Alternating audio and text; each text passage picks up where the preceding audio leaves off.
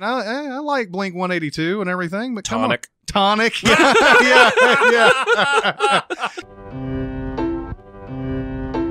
Welcome to SinCast, presented by Cinemasins.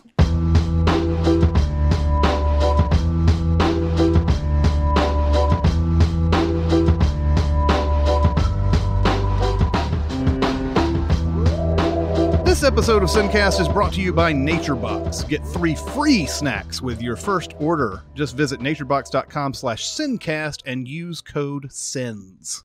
All right, everybody, welcome to the SinCast. This is Chris Atkinson from Cinemasins, joined as always by the voice of Cinemasins, Jeremy Scott. Hello. And from Music Video Sins, Barrett Share. Hi, everyone. And we have finally reached a point where we're not talking about the best of the years we've been alive or putting them in some sort of bracket that pisses everybody off or anything like that. We are going back to just talking down-home movies. That's right. And we know it's near... A lot of you fuckers are graduating. Or wishing you were. Yeah. As Barrett put it in the email so eloquently, a lot of you fuckers are graduating out there. So we figured we could talk a little bit about school days type of movies. That's right. You know? Not the Brendan Fraser one. No, or the School Ties. Yeah, the Spike Lee School Days. That's one that featured the butt. yes, it did. And we're going to talk about some school movies. This is our last party as high school people. As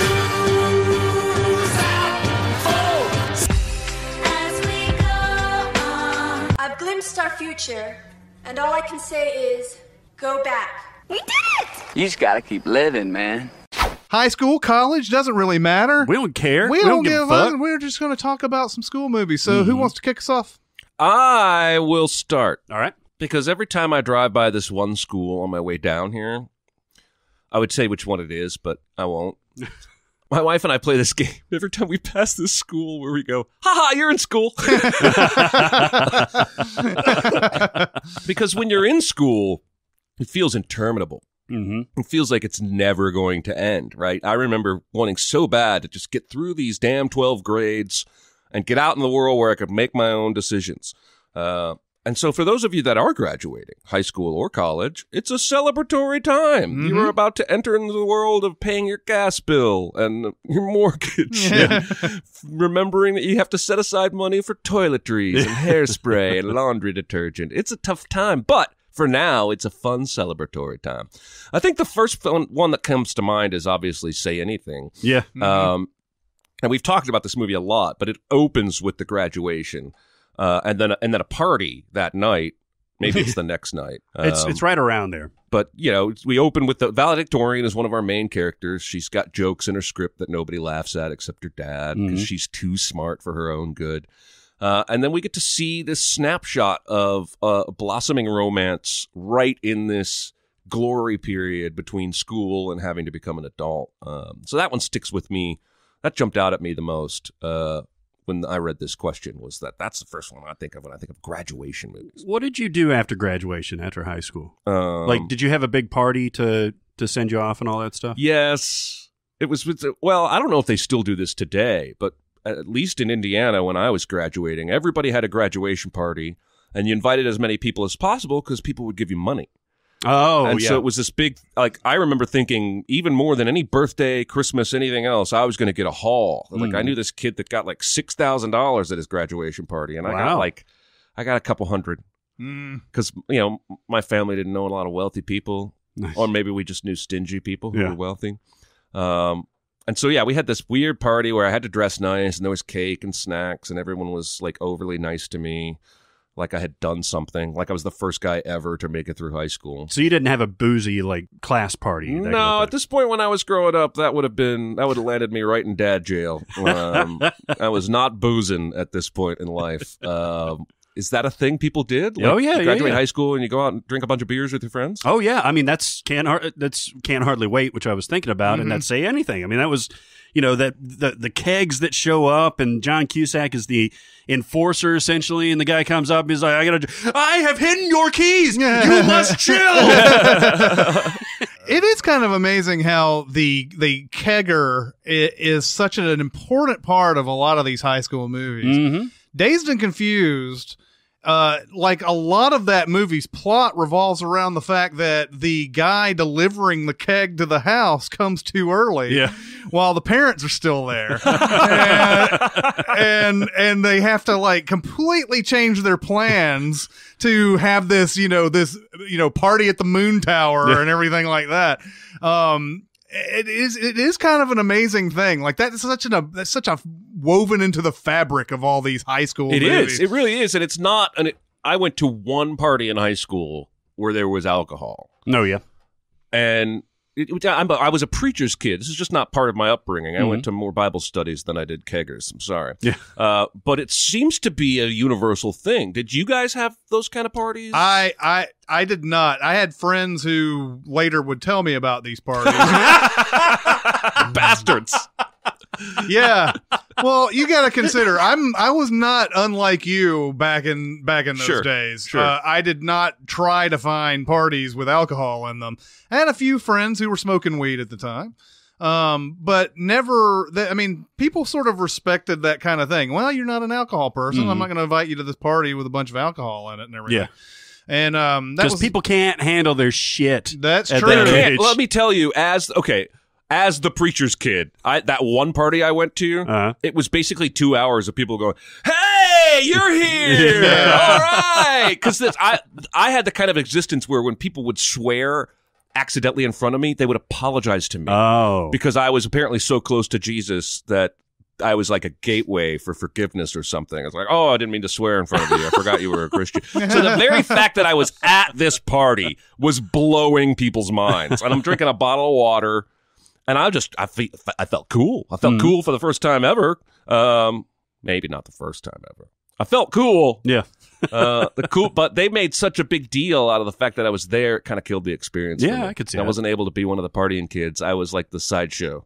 Yeah. Hey, our party's so cool. Even Jesus' little brother came. But yeah, it's obviously something that happens quite a bit. But it's movies put that in there and almost everything, and it's pretty, I don't know, I guess that is reflective of most after high school or after school's over and everything.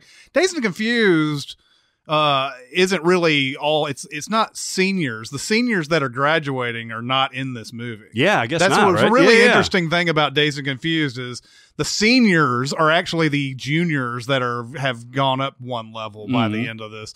But yeah, their whole thing is like, we want to drink and kick some ass because all the incoming freshmen, we're going to wear them out with paddles, and we got to find a party where we can just get super drunk and everything. And I mean, that movie is full of boozing, man. It's sincere boozing. Well, and I know we threw out.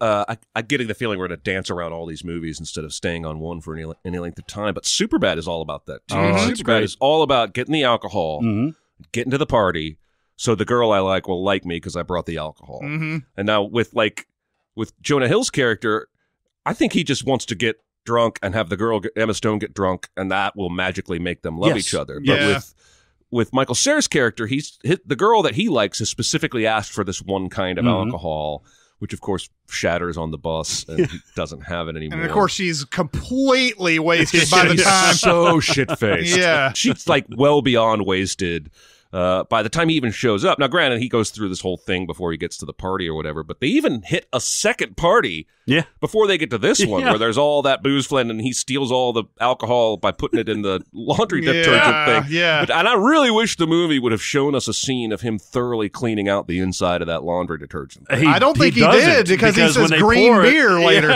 They pour it, it's like all the, it's not beer suds. It's like, nasty. Oh, it makes me sick every time. Oh, God. Yeah. I think that contributes to him vomiting on Emma Stone later on. Yeah. You've got to think there was blue detergent, and then they put the yellow beer in there, and it's like, what is that? It's green beer. Like, it really isn't. I think Superbad nailed every part of, if you are going to go big like that with a high school graduation party movie, they nailed everything from like the anxiety, because you've got all those scenes like on campus that established the relationships before, you know, where he like accidentally punches her boobs. That's and like so funny. all the awkwardness with Emma Stone, and then like, oh, you can do this, and then McLovin getting the fake ID, and then that whole other story with Seth Rogen and Bill Hader, who were fucking great, man. Yeah. And like the party is the least essential part of it. It really but is. it's still awesome. Well, it's kind of, Superbad is a lot like, did you ever see Trojan War when it came out? Yes, yeah.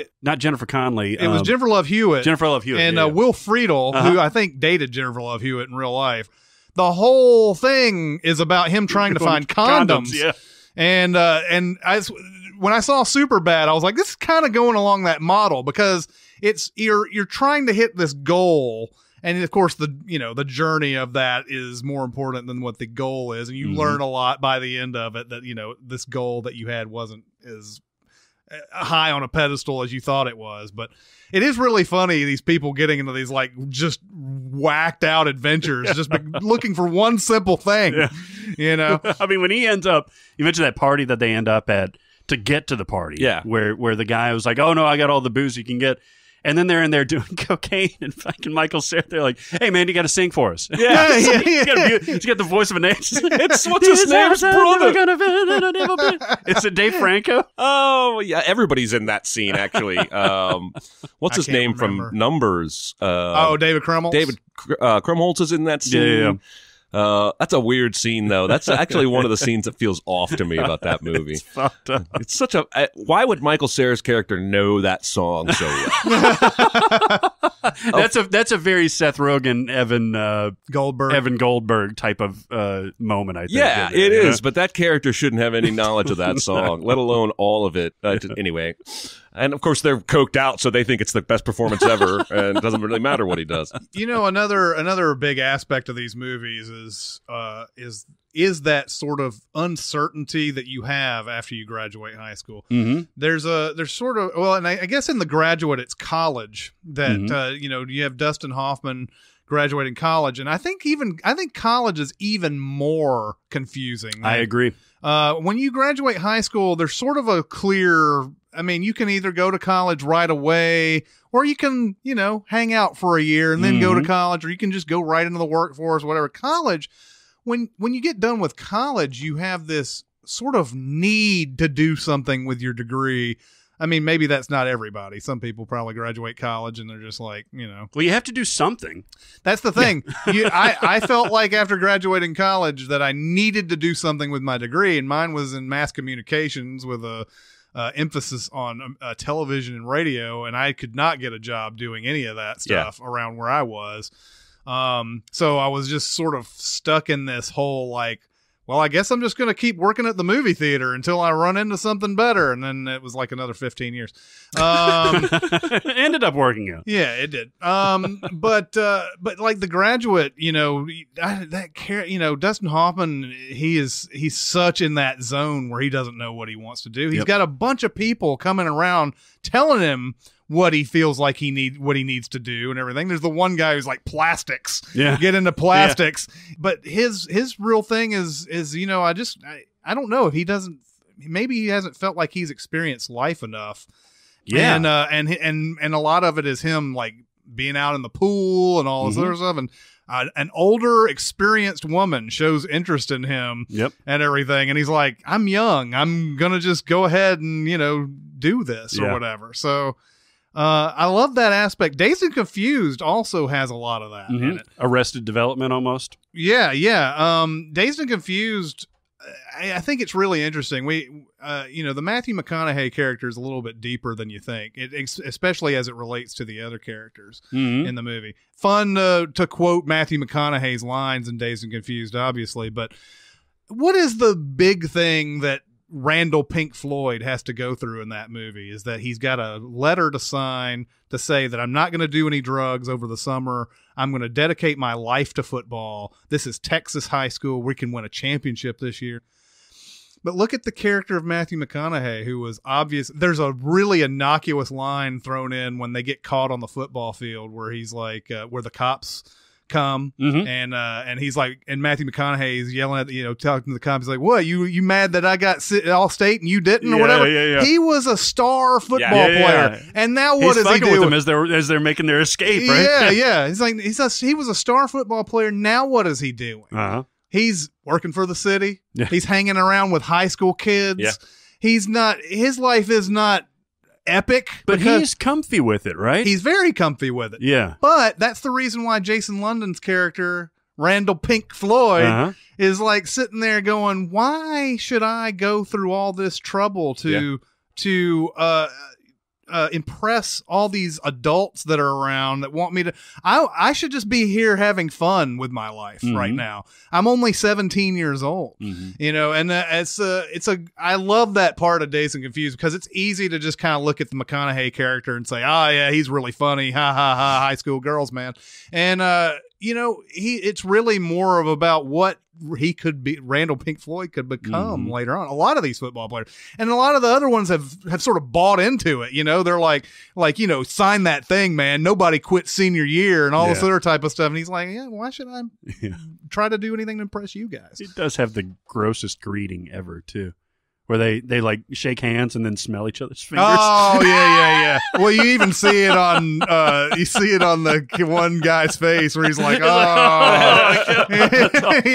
Well, you're right, because we've identified two themes already of these graduation movies, and that's the kegger and the Arrested Development. Because even in Say Anything, there's that whole scene we've quoted before about like, well, what are you going to do with your life now? And he's like, I don't know. I just want to hang with your daughter. I haven't really figured it all out.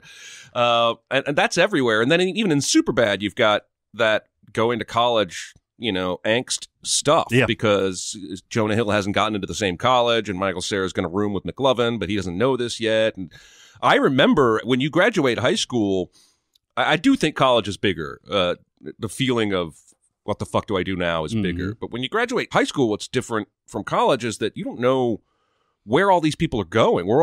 We've all been together for, most people for 4 years or more, maybe through middle school, and now we're all going in separate directions. Some of them, I remember, one of my friends was going to go to Indiana University. One of them was going to go to Purdue, which is a big rival of Indiana. I was going to go off to some tiny little Christian college nobody had ever heard of, and they thought they'd never see me again, and they didn't.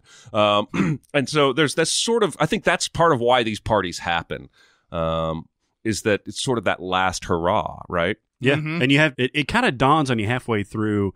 This happened to me at the end of college too, because I had just kind of like a big bash and just said like goodbye to my friends up there in Louisville.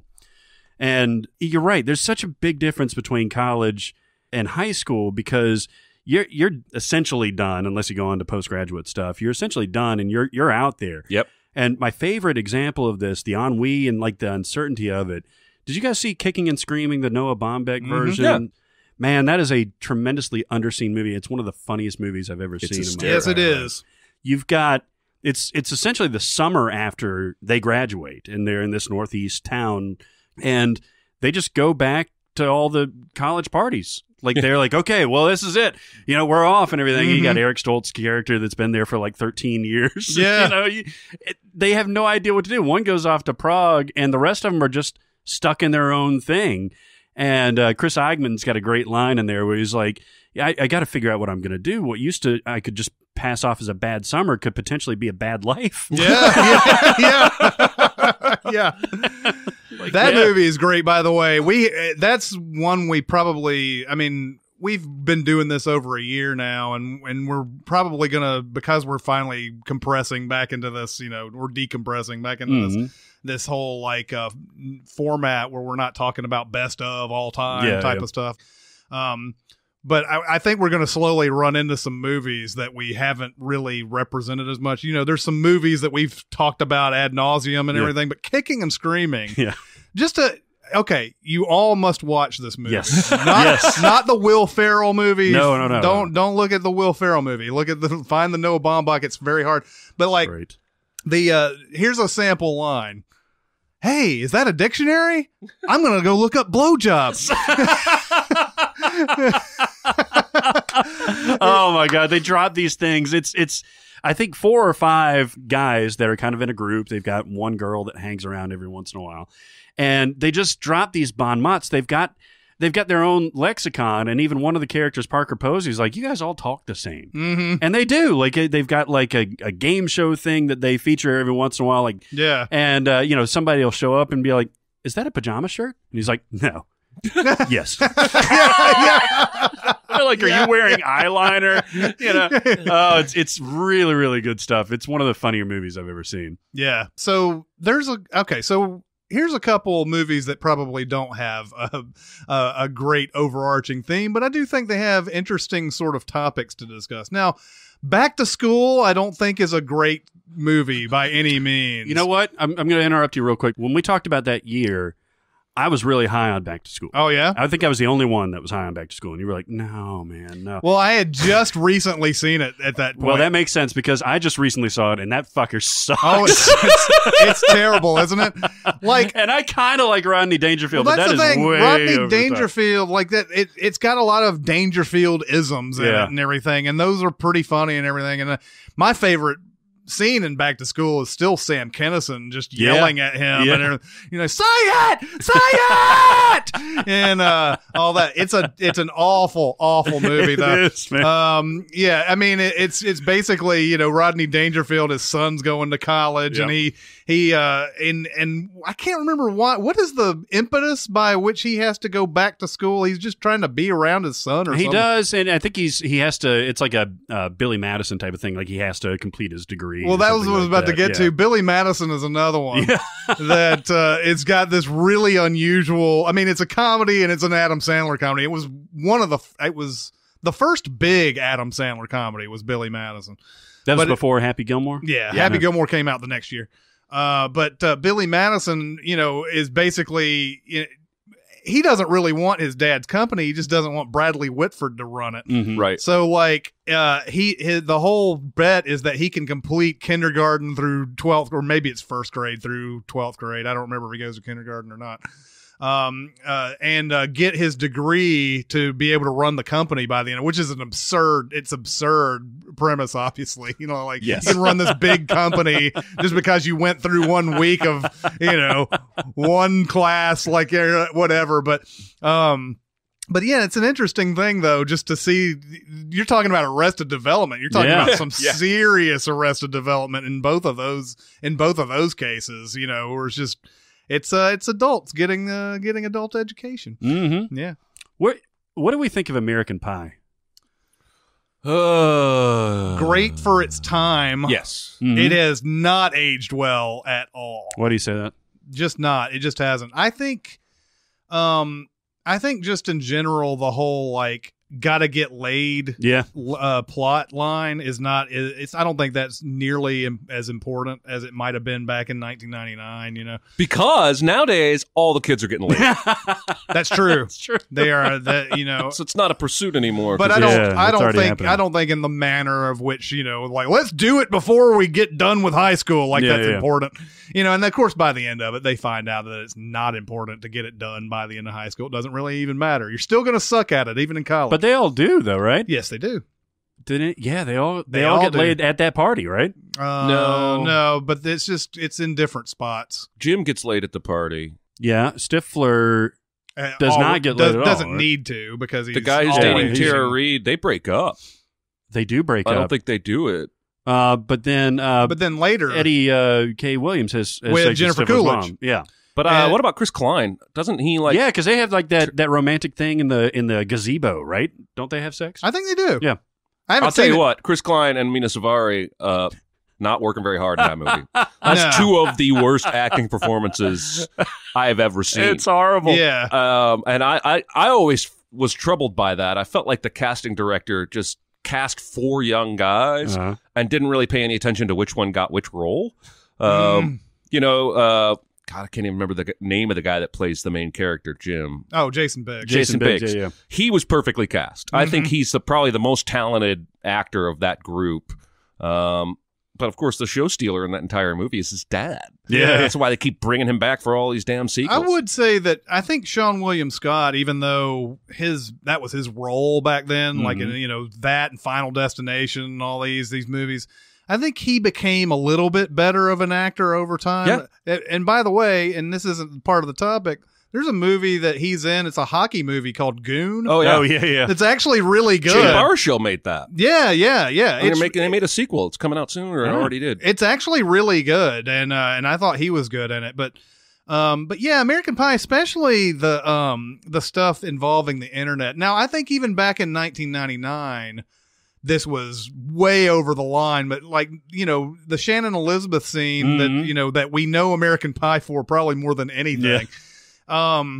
The crazy thing about that is that she has to leave the country because of that. Yeah. Like it's not the guys who put on this big huge internet show that are getting in trouble. She has to leave. She has to go back to Russia in embarrassment because of this. Like that's like the. I mean, come on. I don't know if you could get away with that scene in a movie today. I think people would probably be a little bit more outraged about that type of thing now that somebody gets deported because they were unknowingly filmed on an internet thing. Yeah, I don't know. I don't think American Pie has aged very well. It's very 1999, especially with the soundtrack that's in it. Mm-hmm. I mean, it's I like Blink 182 and everything, but Tonic. Yeah. It's there's like it's one of those movies where there's like 4 or 5 90s hits playing all in a row a lot of times. It's interesting. I just looked it up. You mentioned Mina Suvari in that she's just vacuous. Yeah. But then 2 months later, American Beauty came out. Well, she's vacuous in that, but that's the character. Oh, but she's great in that. Yeah, I think she's got a lot more. Yeah, but again, I think there are actors who are good for a certain kind of role and maybe not much else. Well, it's the same thing with Chris Klein because he was in Election. Yeah, exactly. Prior to this, a couple of months prior to this, and like. That role for him is absolutely perfect. Yep. Agree. Yeah. And then he's in American Pie and he has to do a little bit more than be the little doofus or whatever. What's he doing now? I don't know. I feel bad for that lacrosse. Guy. Yeah, he's playing lacrosse. Professionally. Which reminds me, Election has that. It's another, high school movie and everything. But thinking about what Chris Klein is doing reminds me of his little thing at the end where he's like, what would have happened if I had won that election? Maybe I would have done this, and maybe he would have done that. And then the camera gets on his face, and he's like, or maybe I'd be dead. That's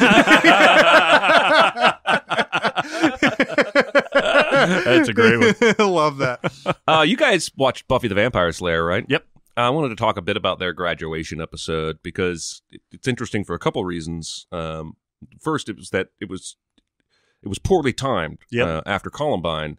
And so it wasn't shown, I think, beyond the first time, or maybe it was even... Was it delayed, or I think it was delayed. Yeah. But, here we get sort of a fun, monster, literal version of what people graduating high school feel like. Like, the world is coming for me. I have no idea what I'm going to do because the mayor basically attacks the town at the graduation ceremony. And it's also, I think, considered by fans to be one of the better episodes. I think it's a 2-parter. It's amazing. Is it a 2-parter? I think so. I think the first time I watched it was all the way through. But you had it wasn't the introduction of Emma Caulfield, but she was prominently engaged in that, and she was a former demon and all that. Actually, that was probably the peak of that series. I liked Season 4 fine. Season 5 was great, but that was Season 3, right? I think so, yeah. And I mean, that was all of this high school, all of the metaphors for high school angst and all that stuff, and terror, and everything all wrapped into one with a very real threat. And everything was just picture perfect. What happened in that episode? What was the main story of it? The mayor was trying to open the Hellmouth, which... imagine as he always does. Yes, exactly. That character was great. That character was absolutely great because he was at that point essentially immortal. But was there like a mass killing in it? Well, it was all the violence at school, And like they're literally sitting there in caps and gowns, and he like transforms into some kind of demon. So I think it was just the violence and blood in a school setting. And there was like vampires or somebody that were like feeding on the individual students too. That's why I think we're way too sensitive about that type of stuff. Like, yeah, you don't want to see something that's exactly like something that happened, but that right there, that's nothing like anything that happened. You know, that's just, it doesn't matter. Like, change the setting to something else, change it to a cornfield, and it's the same, you know, it's no different. You know? I remember after 9/11, they were going through Friends episodes and taking out those in-between vignette shots that contained the two towers. That always seemed like they don't do that anymore. But that seems silly as hell. Remember the series 24 started right after that, and it had this whole thing, like, you know, I think the first episode, it's Mia Kirshner, and she like blows up a plane and parachutes out of it and everything like that. But I think they had those planes crashing into buildings at one time or something like that. There was something about it that they had to change or whatever. But I think even that was considered a little possibly over the line too, because it just involved planes and everything. And then of course they took down the trailer, the original Spider-Man trailer, because he caught that helicopter. Oh, those buildings don't exist anymore. We better act like they never did. That's exactly. So dumb. So dumb. Now, I will admit, my wife loves Friends, and I turned her onto it. I created an addict, so she'll watch Friends on Netflix like crazy. And it is still a little weird sometimes when they show the two towers in between vignettes, and I'm like, oh, yeah, those used to exist. But that's better than, like, putting blinders on, right? And pretending they never exist. I don't get that. Anyway, I wanted to bring up the Buffy graduation episode. That's for a great all those episode. Buffy fans out there. I have a few on here that I haven't gotten to, but I know that your initial list that you wrote had a bunch of stuff on it that was Go good. for it. But I'll start with one that's on my list. I mentioned this in an earlier podcast, and I think and Aaron was the first one who brought up that it was good. But The Edge of 17 is something that we're going to have a later segment when we're talking about, you know, comedies and everything. But I would recommend everybody watch The Edge of 17 when they listen to this podcast, because it's really, really good. I actually watched this when I was in Florida with my family. The day after I had my back incident, I basically spent the whole day in the bed, and they were all out at the parks doing something. And I remembered you saying that on the taping we did before I left. So I took it. It was one of the movies I took with me. It's awesome. Yeah. It has completely changed my opinion of Haley Steinfeld, which I didn't have a negative opinion about her before. I just thought of her as, it's the girl from Pitch Perfect who also wants to have a singing career. Yeah. But she's fantastic. This is a Emma Stone and Easy A parallel performance in my book. She is stellar. Yes. Woody Harrelson's hilarious. The things that happen in the movie, it gave me a very Easy A kind of feeling. I don't think it's trying to be quite as funny. I think it's trying to be a little more drama. Got a little bit more drama in it. But it was fantastic. I really liked it. Yeah. Just an excellent movie. And yeah, I agree about what you're saying about Haley Steinfeld, because my main experience with her was a True Grit. Sure. Yeah. And I thought she's great in that, and she got nominated for an Oscar for that too. But she was super young at that point. She was super young, and then she started getting this pop music career and everything, and that's with varying levels of success. I was like, okay, so she. I don't know. Maybe it's wrong of me to look down on people who try to go right into pop music and do acting at the same time and everything. It's hard to take them as seriously a lot of times, because you want to do everything, huh? Yeah. You're not going to be great at everything, okay? But yeah, like when she started this pop music thing, I was like, okay, all right. Yeah, if you do what you do, you be you. But then Edge of 17, what's even more remarkable about her performance in that is that she doesn't even really she never went to high school. She was homeschooled. Yeah. So all the sort of the insecurities of going through high school and everything, she pulls that off really well for somebody who never had to go through all of that. Yeah. Well, I think it's the same thing for Emma Stone in Easy A. Oh, I don't yeah? think she had a traditional high school either. She left home at 15. Yeah. Oh, that's to go to right. LA She was and become an emancipated, actress. wasn't And she? Well, her parents were okay with it. I think I've read interviews where she's like, thank God my parents didn't do the sensible thing and stop me. So, yeah, she also didn't have a traditional high school. Maybe you have to have that kind of perspective to pull something that off, because at a certain point, in fact, almost the entirety of Easy A, which is so rewatchable, she's just magnet. She doesn't care. She is just giving no fucks. Yeah. The whole way through. Mean Girls is kind of like this with Lindsay Lohan.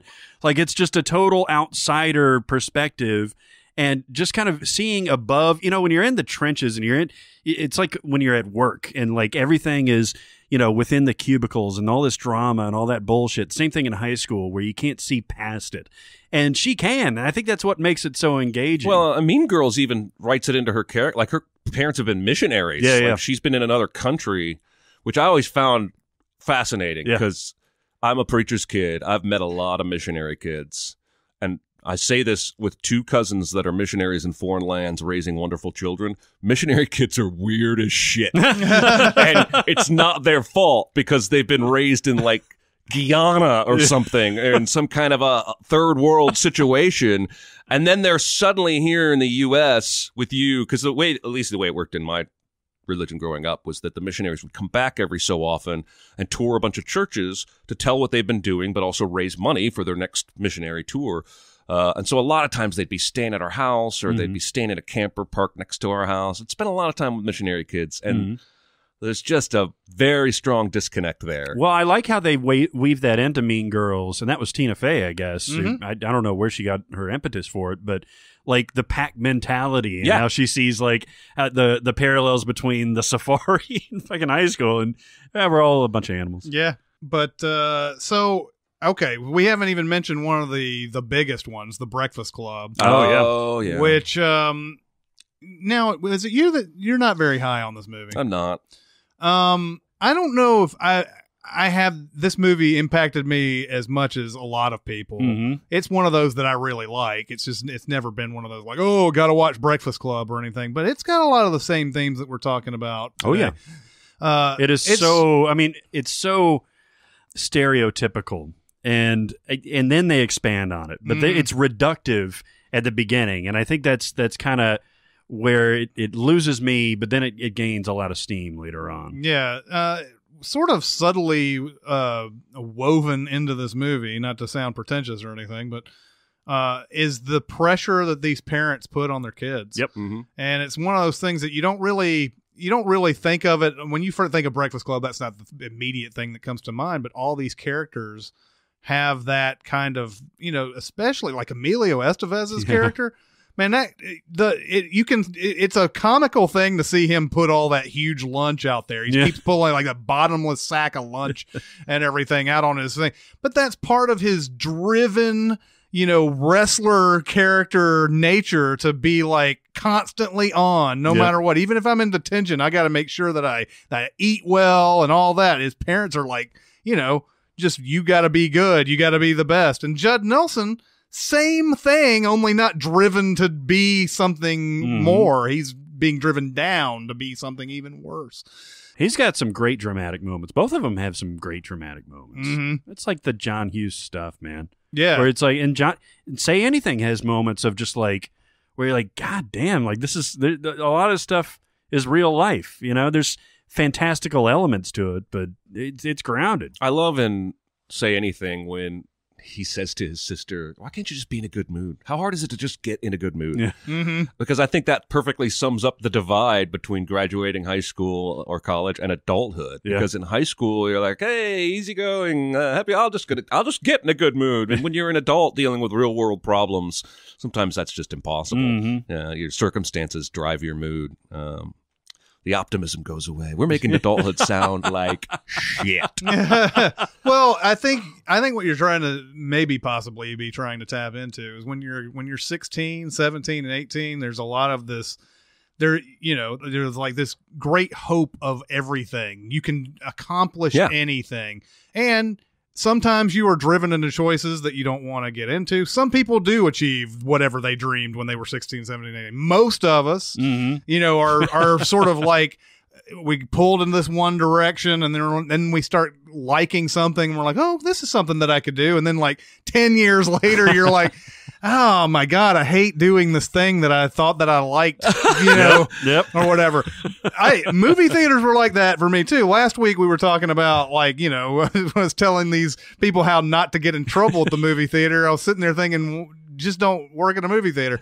When I was like 16 and 17, working in the movie theater was the best, man. Yeah. Oh yeah. It was just the best. And I'll never forget those years. Mm-hmm.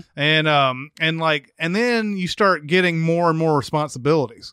And that's when that's where shit goes that's wrong. when things start going, all right, well, I'm good at this. And then you're like, all that fun you were having, we're not really worried about a lot of the stuff that the managers were worried about and everything. Well, that's why college is deceptive, because you get a lot of freedom when you go off to college, and you feel like this is what adulthood is. I can eat pizza at 11 o'clock if I want. I can sleep till noon and skip a class if I want. I no longer have any parents here telling me what to do. And even the professors are a lot more hands-off in terms of you miss a class or what have you. Oh, yeah, they don't care. And then you get out of college, and all the adult shit comes in. I probably told this story before, maybe on the podcast, but we had a meeting my last week of college. It was like 2 days before I graduated, and it was all of the graduating seniors piled into the nursing lecture hall. And we all got a piece of paper, and on it said how much money we owed for the college we just finished. Oh, shit. All of the loans I had taken. It was like $34,000, something like that. Now, the school I went to was expensive as hell. Anyway, and I remember coming out of that going, I bought a truck, but I don't get to have a truck. And it was just that was one of the most profound moments in my life when I realized what was waiting on the other side of this pretend adulthood that I had called college. Yeah. It was real adulthood. Somebody's got to pay for all the shit that you do. And now, from now on, gonna be you. That's a funny thing about Kicking and Screaming, actually. At that graduation party, one of the guys is sitting around, Otis is sitting around, he's like, how does this work with student loans? Do I have to start paying this off today? It's the day he graduates. Yeah. I mean, because I went in and signed all kinds of papers, loan this, loan that. Exactly. It's paper. I'm just going to college. Nobody's showing me any numbers. Not that this movie's about school, but it does sort of do this post-college thing. Reality Bites. Yep. Oh, yeah. Is very much the same sort of insecurities and what am I going to do and everything. Although we're talking about people who are in their mid-20s at this point, I believe mid-20s. Yeah. Or just out of college, and they say these little jokes like the only thing I learned in college was my social security number because, you had to write it down on everything that you did. Well, and they're all completely stalled in that movie. Mm-hmm. I mean, the only one with any ambition is Winona Ryder, but even she's pretty stalled until Ben Stiller comes into her life. And that's what happens, I think, or it's like Kicking and Screaming. If you decide not to accept adulthood and just do what you can to try and keep living in this college adulthood, which is not real, it's going to catch up with you, just like it does in all these people in these movies we're talking about. Mm-hmm. I wrote down one that is very school related. I don't know if you would really consider it high school, but the school of Hogwarts reminds me of high school. Yes. Even even if you're in 5th or 6th grade or whatever you are, or year 1 or whatever the hell they're calling it when they first get in there. I never went to like a K through 12 institution or anything. I always went through like stuff that had very specific grades or whatever. Mm-hmm. And it wasn't until high school that I was even in anything that went past 3 years. Mm-hmm. I mean, but there are some schools, I guess, that do that K through 12 thing. Might be a little bit more relatable to Hogwarts or whatever like that. But what do we think about that as far as as a school thing? Yeah, no, it absolutely is. And what's cool about Harry Potter is the comfort level that you get with familiarity. Like having Hogwarts, they go off on all these adventures and it gets more and more perilous and everything. But then you come back and you're sitting down in the Great Hall and you're eating your thing and they're having a conversation. And that's where the movie is grounded, or the book is grounded, and that kind of thing. Jeremy did this in the Ables with that pizza place, where it's like everybody just... Yeah, there's crazy shit going on, but then you settle, and it's familiar.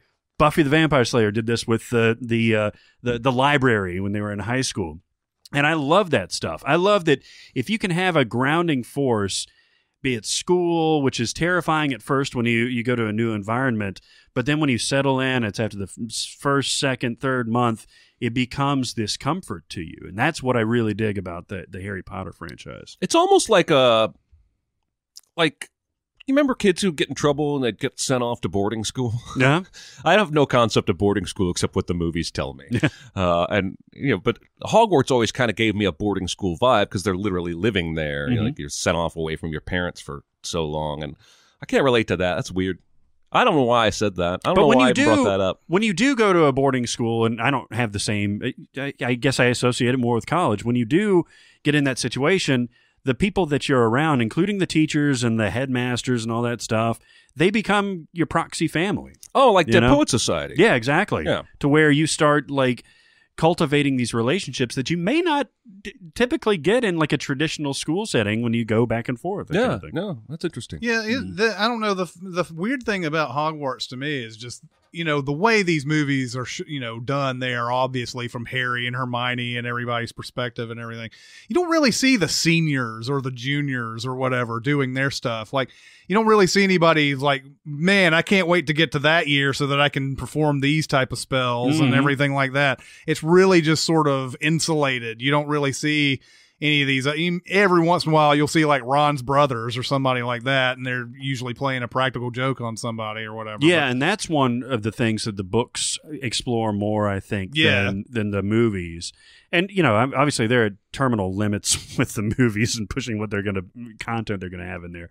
But the books do kind of flesh that world out, the scholastic world out, especially the early ones. Mm-hmm. And that's really cool to give you an insight, because by the time the fourth or fifth books come around, everything's going to shit. Yeah. Like school becomes not school, really. Yeah. Hogwarts is so huge, though. I feel like there should be way more fucking going on. Yeah. You realize how often these characters get away on their own or by themselves, whether it's out in the woods or up in the bathroom with the weird girl or down in the key room. Is she involved? Well, she could watch. That's a very Myrtle. Moaning Myrtle. It's kind of the uncomfortable scene when Daniel Radcliffe is in the bath. Yeah. And what is that? Deathly Hallows? No, it wasn't Deathly Hallows. It was Goblet of Fire. Goblet of Fire. Goblet of Fire. Yeah, where she just comes up from the water. Yeah. Anyway, I'm not saying she should have written all the fucking into the books. I'm just saying that school is so huge, and the ratio of students to adults. It should have at least been implied. It should They should have had something where it was like, and then Debbie and Ryan went over to this room and closed the door behind them, and nobody knew what happened after that. But when we saw them again, they both had magic herpes. Yeah, exactly. Exactly. I like their wizard names, Debbie and Ryan. Ryan the wizard, Debbie the witch. Some who call me Ryan. But yeah, they have the same sort of deal with like Sky High and X-Men, where they're going to school for I mean, is there much difference between Xavier's School for the Gifted and Hogwarts? Really? No. There's really not much difference. No, at all. except that Xavier's School for the Gifted doesn't have classrooms. Anytime you see them meeting, it's like Charles Xavier in like the middle of a hall. A study. People are working. They're learning fucking history and. Well, I was going to say also he's always quoting them, wants to feature King to them and all this literature. Hogwarts, every class seems to be about magic. Yes. I'm wondering when they learn their ABCs and shit. Like 2 + 2. Is anyone teaching them that? Because at least we know Charles Xavier is doing that. That's true. Yeah. Hermione's the only one that knows how to read. Yeah, seriously. You had brought up Dead Poet Society. This is another movie where the pressures given by parents. Yeah. That's like the ultimate like plot driving force. Who knew Red was such a fucker? I know, man. Such a dick in that. Like, they personify it with Kurtwood Smith in that movie. But it's really all throughout. You can tell that all these kids have to deal with parents that are like Kurtwood Smith. It's the part where where Robert Sean Leonard wants to act in this play and everything, and after it's at the very beginning where he comes in, and it's before the play. I think this is before the play. He says, you're going to drop the school annual this year because whatever. He's like, but I've been making straight A's. And he's like, excuse me, fellas. Yeah. And then like he goes and yells at him. And then the kid, his friends come in and they're like, man, just tell him off, man. He's like, what? You're going to tell your parents off, Mr. Future Lawyer and Mr. Future Doctor and all that? And then, Ethan Hawke's character, he's got some horrible parents. He does. They keep giving him the same desk set every year. There's a point where he's like sitting there, he's looking at it and everything. And he's like, what were they thinking? He's like, I don't think they were thinking at all. And everything. But I remember, sorry to interrupt, my parents 2 years in a row gave my brother the exact same gift. When he graduated high school, they gave him this really big, engraved with his name, Bible. And he opens it, and he's like, sitting there for a second, he looks at me. And Mom and Dad had completely forgotten they'd given him the same exact gift the year before. And he thought it was a joke for like 3 or 4 minutes. Anyway, I just thought of that story just now. The following episode is brought to you by NatureBox. NatureBox. Box of nature. That's right. I have a new thing. It's the graham jam. Graham? The peanut butter graham jam. Ooh. Have you guys tried this? No. Holy balls. It's basically granola with little fruit bits in there. I think there's some cranberry, maybe some raisin.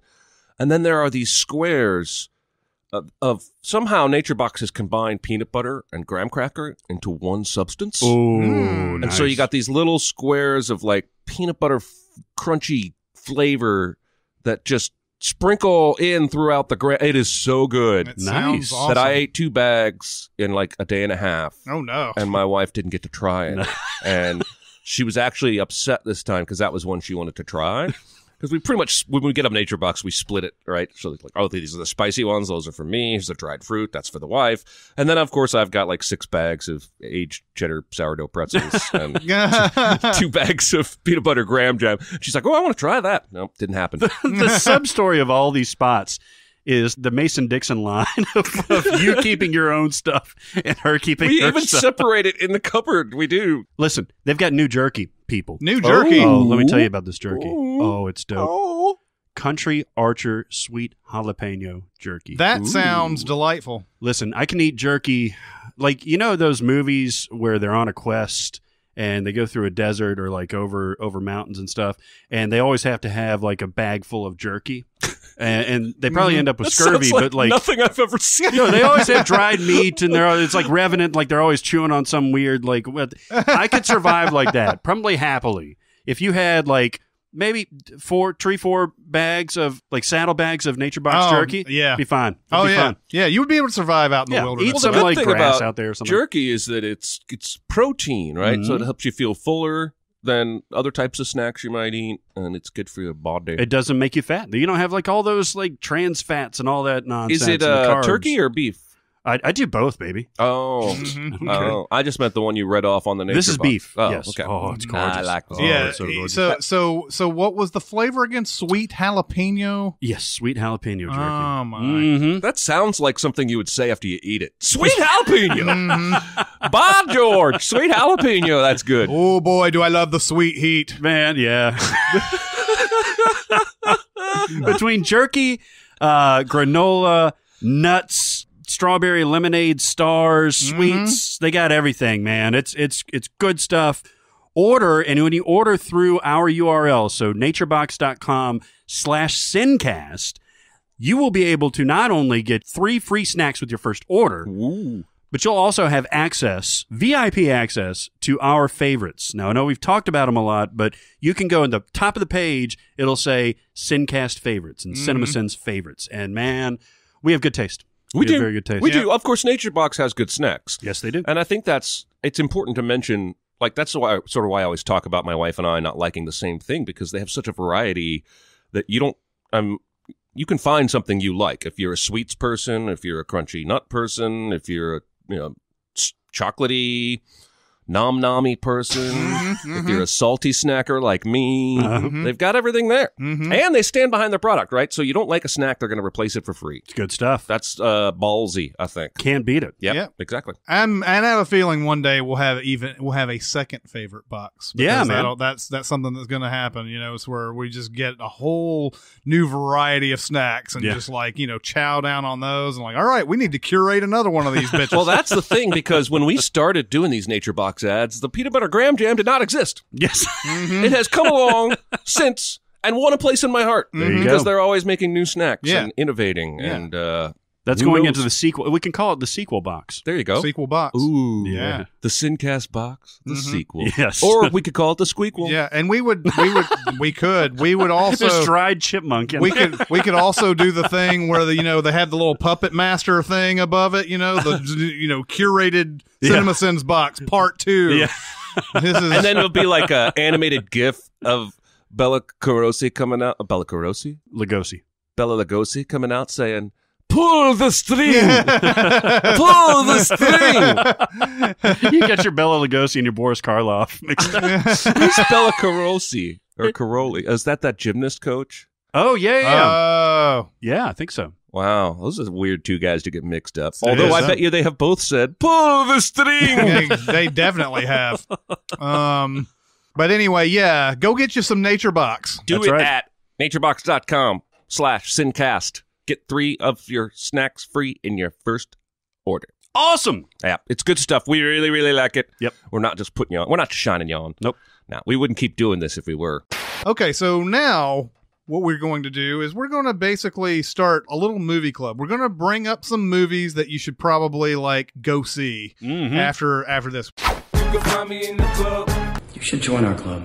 You and your friend. Now, if you're not going to take this seriously, perhaps we should disband the club now. I love being a part of things.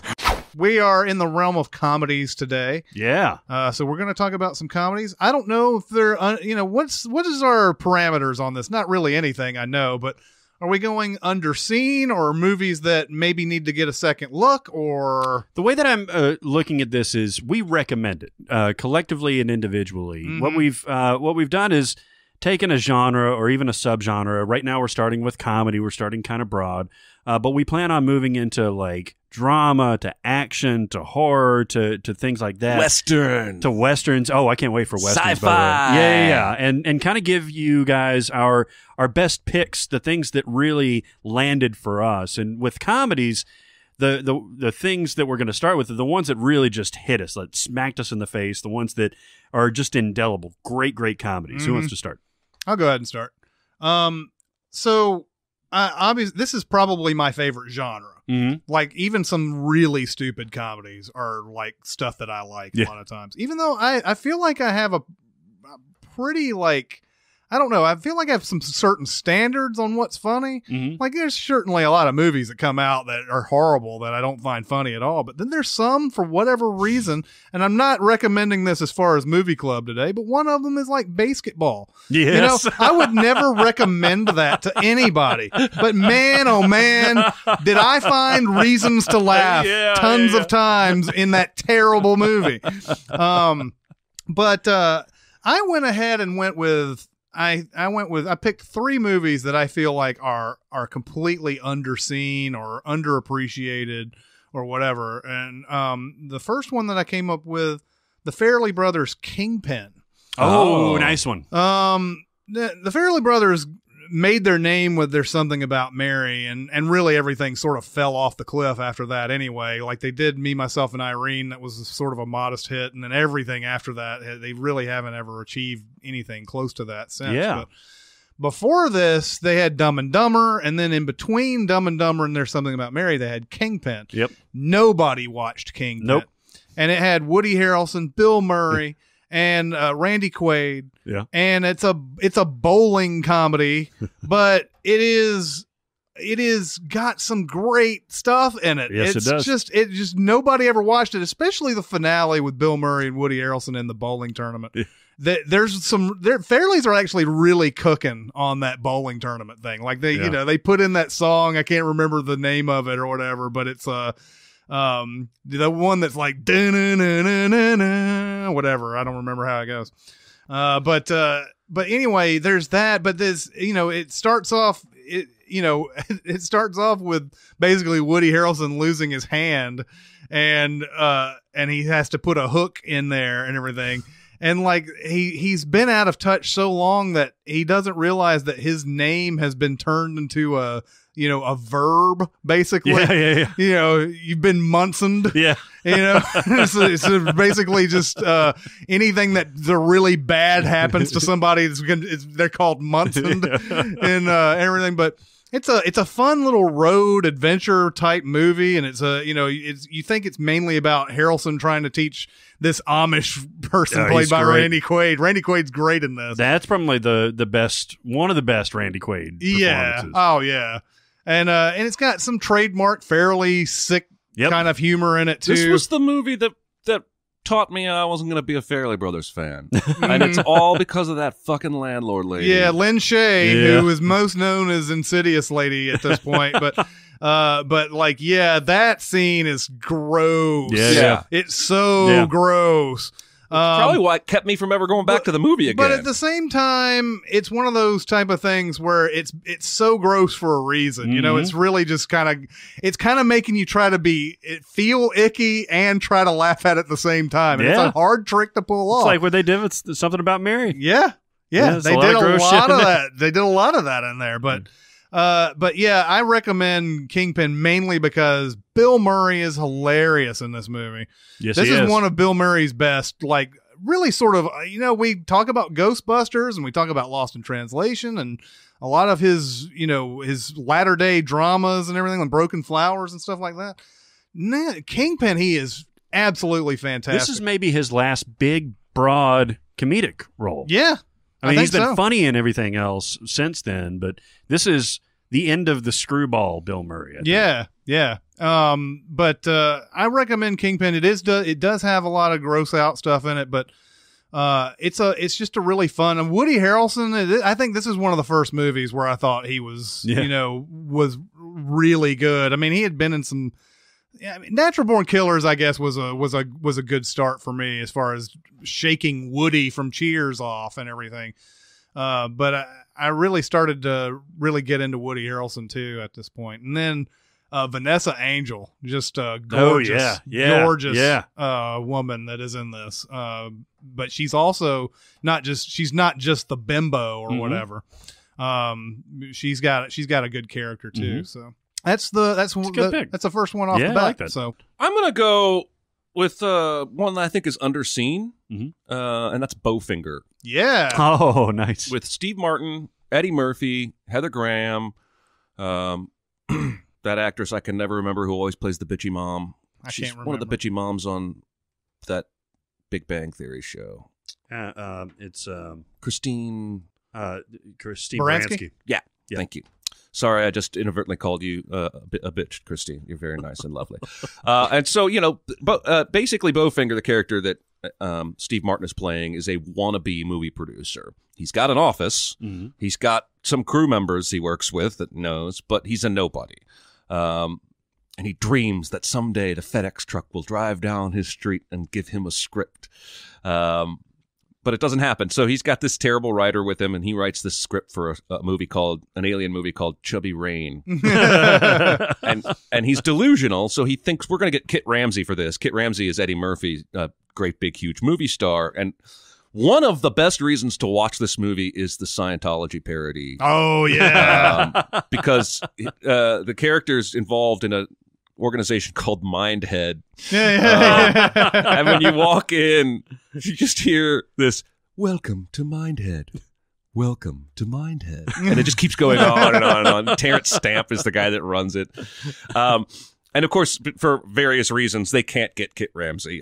But he has told his crew and everybody that they can. And so thus begins the great con where he's trying to film Eddie Murphy's character out and about in L.A., and has told all of his actors and crew, don't talk to Kit. This is his process. He doesn't want to talk to you. He just wants to do the scene and then disappear. So they're filming his everyday activities and sometimes running up and yelling at him about aliens. Of course, he's got conspiracy theories. His brain is falling apart. So he actually begins to think aliens are coming after him.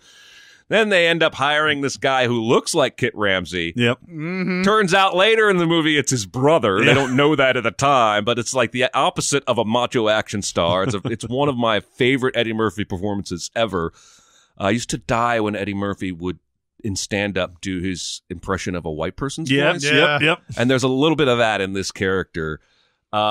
And it just, I don't know when it came out. If it came out at a bad time or if it got bad reviews. I enjoyed it the first time I saw it, and every time that I see that it's on, I check out a few minutes of it. It's a very fun satire of the movie industry and all, the Christine Baranski character is this great actress who wants to respect Kit's method, but I'm used to meeting the actors before I do my scenes, and everybody's pretentious, and Heather Graham is sleeping her way through everyone in the set because she's not sure. She's just got off the bus to California. She's not sure who has the power to make her a star, but she's gonna fuck anyone that might. I just really enjoy it, and for some reason it just seems like it never comes up in conversation and kind of flew off everybody's radar. It's another one that just out of nowhere. Frank Oz directed this. Steve Martin wrote the screenplay. He did.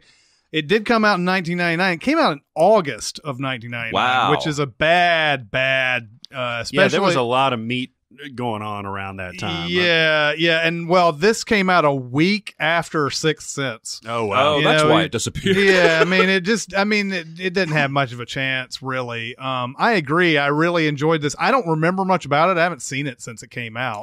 But I do remember some parts in it that were really funny in it. Like there's this crew, like these, I think he's got like Mexicans working for him or something. They literally like back a van up to the border, and some of the people running across the border end up in the van. But by the end of the movie, they're like talking about lenses. And they're film experts by the end of it. And it's very subtle how they do this progression, because at first they're just there to do some like simple jobs and everything, but by the end of it they're talking about like, I used a 3.5 aperture on this or whatever. It's like, oh, whatever, Bowfingers are really, that's really kind of like, I would recommend that as well, even though I haven't seen it in forever. Maybe I watch it, later and I'm like, whoa, I should have took that back. But no, I remember really liking this. It's broad. It's hilarious, but it's Steve Martin being right in his wheelhouse. It is. And it's Eddie Murphy right in his wheelhouse two ways, really. Yeah, absolutely. And it's maybe the last good Eddie Murphy. I mean, unless you count Shrek or some bullshit, which I don't. I think you're right, yeah. The last great Eddie Murphy performance. I don't maybe think Dreamgirls. Dreamgirls is good, but like as far as like comedy performances, you can't put Norbit in there. You can't put Nutty Professor. No. Well, I guess that was before. Nutty Professor was before, and some people actually don't like it, but I was fine with Nutty Professor. It's just after this 1999, it was I believe Pluto Nash. Pluto Nash was another bad one. He was just in all these. You would always, every time an new Eddie Murphy movie would come out. 1,000 Words. Yeah. Every time a new Eddie Murphy movie would come out, you're like, who is telling you to do these movies? Yeah. They were, they're insane. It's either his agent or his agent got him only the things that. And he's kind of aping that in Bowfinger, because he turns down a script in one early scene because there's too many uses of the letter K. Yeah. And he's done the math, and it breaks down divisible by 3. And so he's kind of making fun of himself a little bit there. I just love the scene when they need to get the brother as a stand-in to run across the LA freeway. Yeah. And it's the nerdy, white-voiced Eddie Murphy character. And so the whole time he's running across the street, he's just going, heaven to God, heaven to God, heaven to God, heaven to God, heaven to God. Even a movie like Tower Heist, which I think was supposed to be sort of a comeback for him. That was another one that just didn't. Fuck that movie, man. Yeah, I watched that the other day, and the least believable thing about that is Ben Stiller's fucking New York accent. Yeah. And it just comes, everyone's, okay, Mrs. Miller, you come in here. It's fucking ridiculous. Yeah. Why even do it? I don't know. But that was a movie that it seemed like, okay, well, maybe Eddie Murphy's going to finally come back into comedies. It's a good premise for him to get in, and it really wasn't. Yeah, there was nothing wrong with his performance, but it was like Eddie Murphy light. Yeah, and you got to wonder, like, with Eddie Murphy, like, is it because, when you get to a certain age, you're no longer that, he's not that guy that did Trading Places and 48 Hours and Beverly Hills Cop and all that, because he was just like he was just manically going through those and improvising and all this other stuff.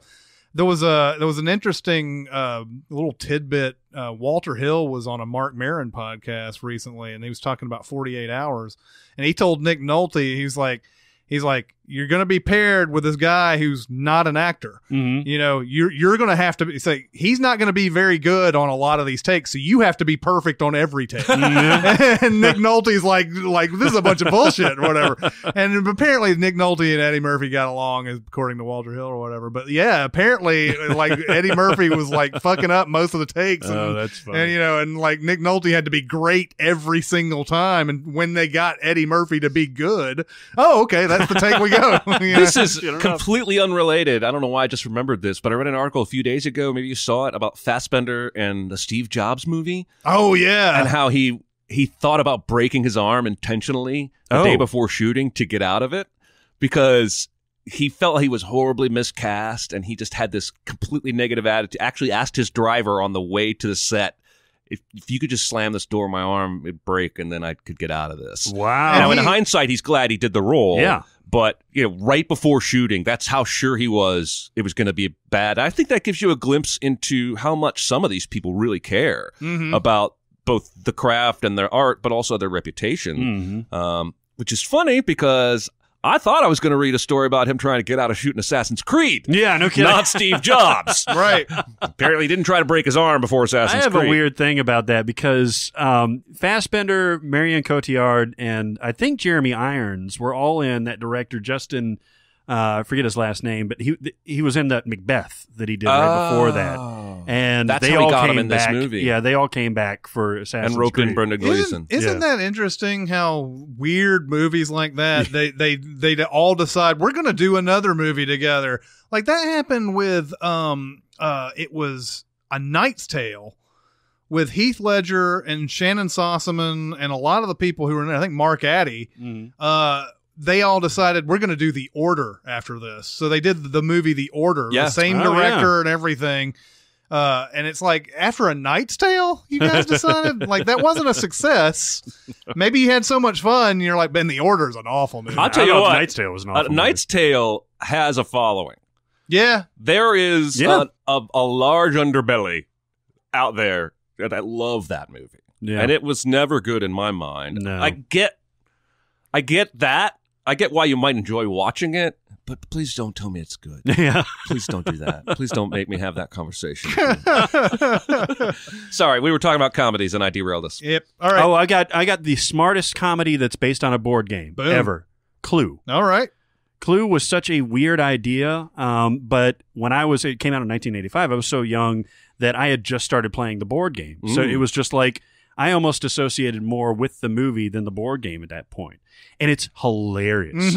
This is one of the smartest, funniest, quickest movies that you'll ever see. I don't know how long it is, but it feels very, very quick. It's an hour and a half, basically. Yeah. And that's with 3 endings. But Tim Curry gets overshadowed a lot because he's done such broad stuff, and he did Congo and he did Charlie's Angels later on. Yeah. But in the prime of his career after Rocky Horror Picture Show and then this, he was one of the most physically gifted comedic actors. Timing-wise, he was hilarious. He had this rapid-fire dialogue, some of which you see in Home Alone 2, I guess. But he is the center of this whole thing. He knows everything. And he's got all of the information on all of the people. And it's a murder mystery, but it's just a hilarious comedy. At the time, in mid-'80s, you had Madeline Kahn, who is a comedic genius herself. Madeline Kahn's a legend. You had Christopher Lloyd. You had Martin Mull, who's just up there all time for me. Tim Curry. You had Eileen Brennan. Yeah.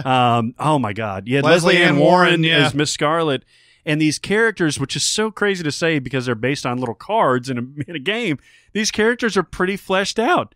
It's got a lot of, like, adult humor about what they're being blackmailed for, but it still hit me as a kid because it was just so widely the reactions were so hilarious, and it's quick.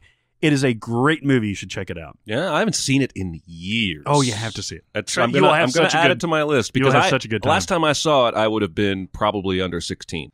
So I don't remember much at all about it. Yeah. There was something that came up about Clue, I think, last year when we were doing some podcasts, and I went and watched it again for the first time in forever. And that movie's just nutty, man. It's just great. Absolutely whirlwind how fast everything is going in it. And it's like they don't give a fuck, man. It's just like, it's just crazy all the way throughout. I would definitely recommend it.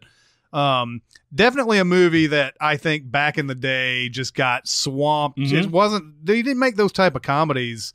I mean, making a farcical comedy in the 80s, that was still like, we were still far removed from those days in the 40s and the 50s where they used to make those a lot. It was after, I guess, Murder by Death. Mad World and all that the started coming out. And something like this comes out in the middle of a decade where you had mostly high school teen comedies. You had Ghostbusters. You had Beverly Hills Cop, all these type of movies. And then this one kind of comes in and it's like, am I going to watch a movie based on a board game? Yeah. I will not. And it's not dated at all. It's actually set back in the 30s or 40s or something like that. Maybe even 50s. But it's great. One of the characters I left out, Michael McKean, is in there as Mr. Green, who, they go through all the blackmails and everything. And he's like, he stands up. I'm not going to wait for anyone to unmask me. You can imagine the Michael McKean voice. Yeah. I work in the FBI and I am a homosexual. Yeah. Which, today Michael McKean's probably best known right now for Better Call Saul. Exactly, yeah. Which is the polar opposite style of acting. He's way more talented than I felt like he ever got credit for. Oh, no kidding. In Spinal Tap and in all the Christopher Guest films, he's terrific. And he's great in this. Everybody should give this a shot. You won't be disappointed. And also Colleen Camp played Yvette. Yes. Oh, my God. Colleen Camp is another one. It's like she's been in a million movies over the years. And she's kind of chameleon-like a little bit. Back in this era, she's always playing like really hot and sexy type of characters and everything, but she's really good in this. But you'll see her play Reese Witherspoon's mom in Election, and she's like one of the random police women in Die Hard with a Vengeance or whatever. She kind of like, every time I see her, I'm like, who is that? Yeah. Oh, it's Colleen Camp.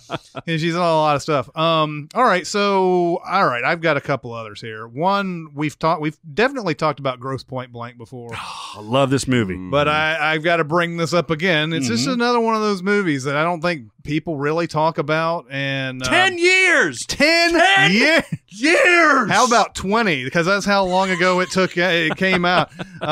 This is kind of a graduation story, too. It is. It came out in a year where there was 2 high school reunion movies. You have this and Romeo and Michelle's high school reunion, which is not a bad movie in its own right.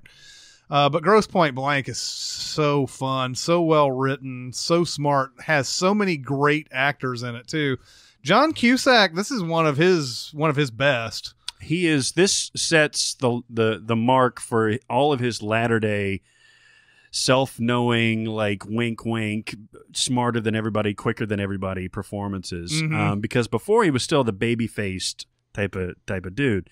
And then with this around High Fidelity and this, like it just set him on that course for the rest of his career. And he was destined to star in The Raven. Yes. Yes, he was. And 2012. Indeed.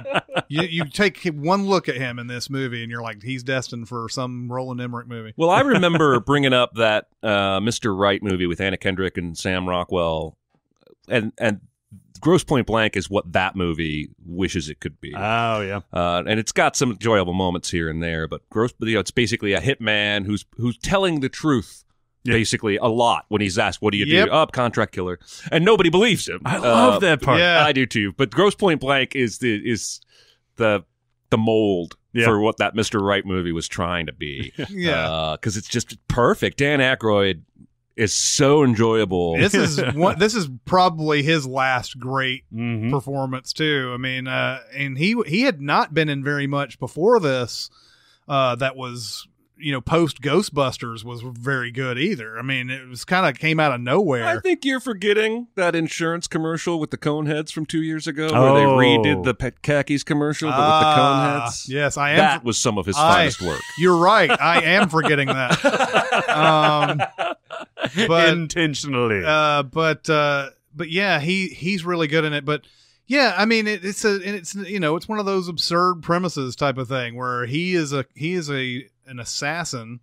He's a hired killer who somehow, some way, the school finds his address or whatever and says, "Hey, we've gross pointers. We got a high school reunion and everything."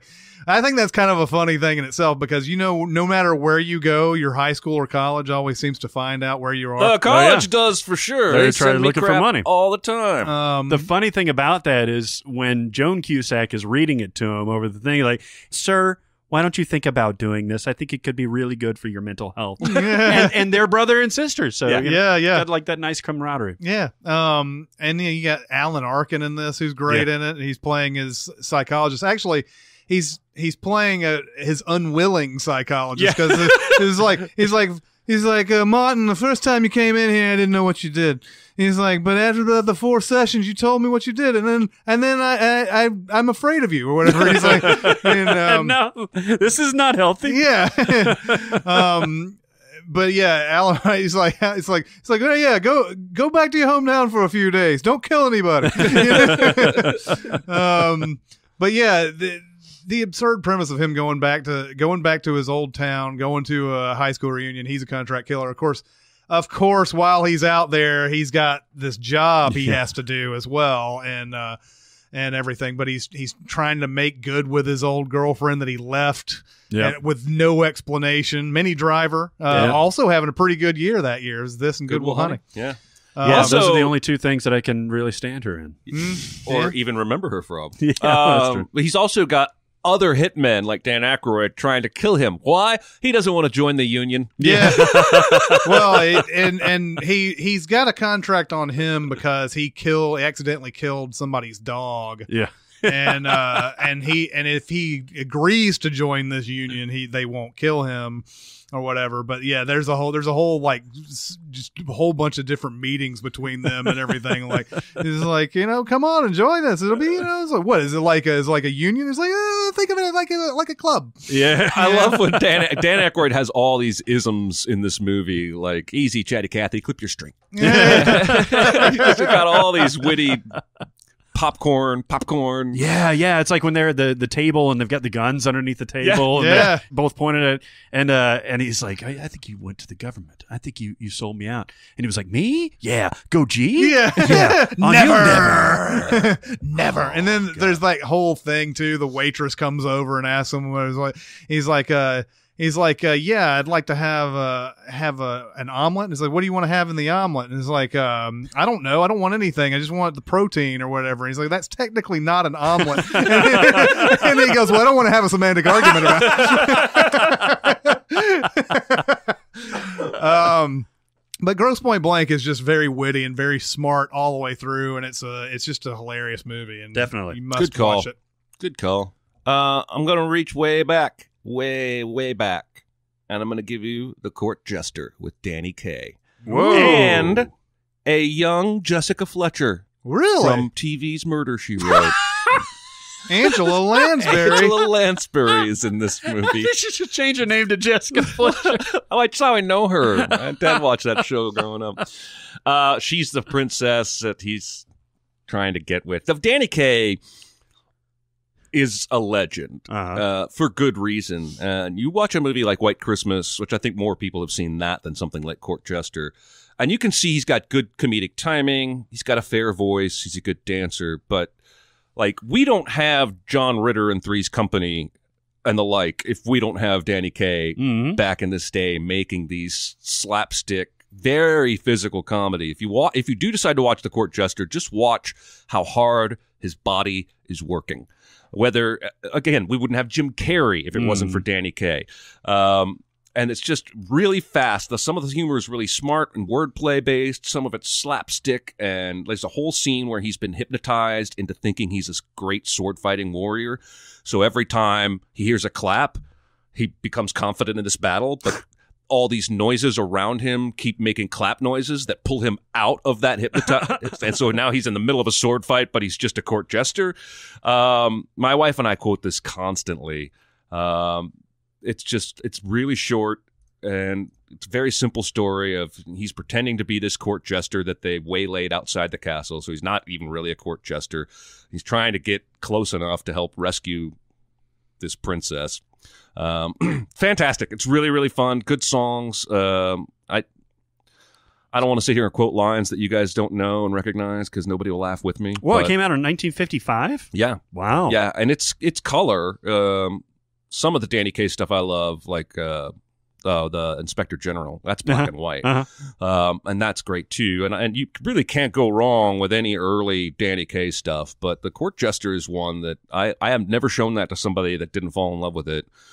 Thank God my mom's such a Danny Kaye fan. She put his stuff in front of me as a kid. So I'm watching Inspector General as a 10-year-old. And so I grew up with this stuff. It's one of my happy places. But I do think you'll laugh. It's a completely different era of filmmaking. They don't make movies like this at all anymore.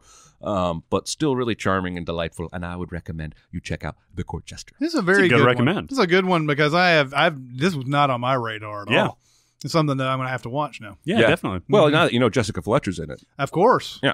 Absolutely. And I can finally get that joke in National Lampoon's Christmas Vacation when Chevy Chase says, we're going to celebrate this Christmas like we're Danny fucking Kaye.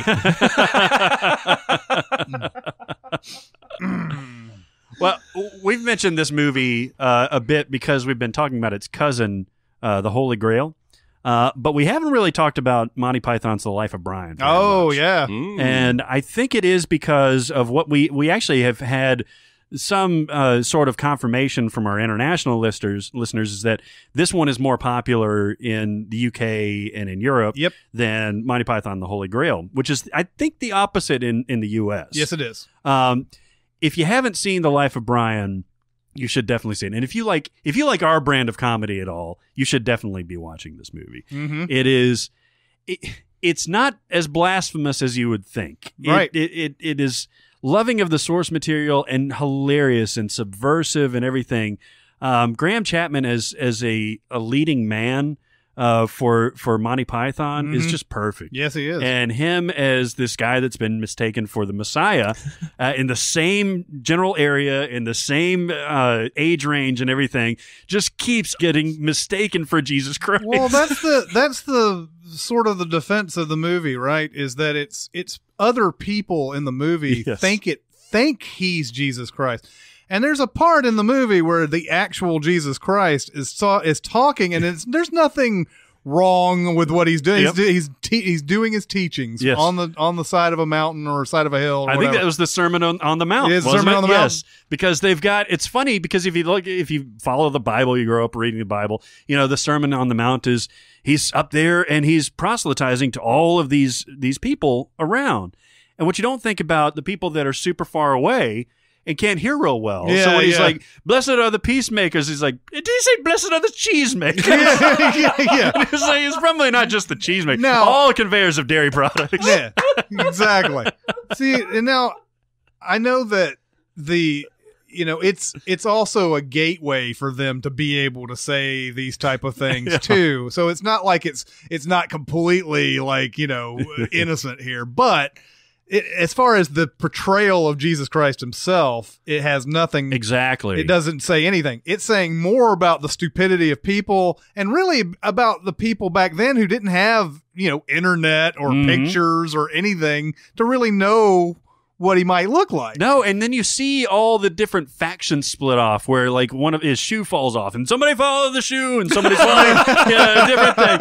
And then you get into the Colosseum and they're all like in their different factions. He's like, we're the Judeans People's Front. And it's like, who's that over there? And he's like, that's the People's Front of Judea. Like, split up! This is, by the way, two movies that have Sermon on the Mount references that we've talked about because in Dead Poet Society, he's joking about all their names. Mr. Meeks, time to inherit the earth. Yeah.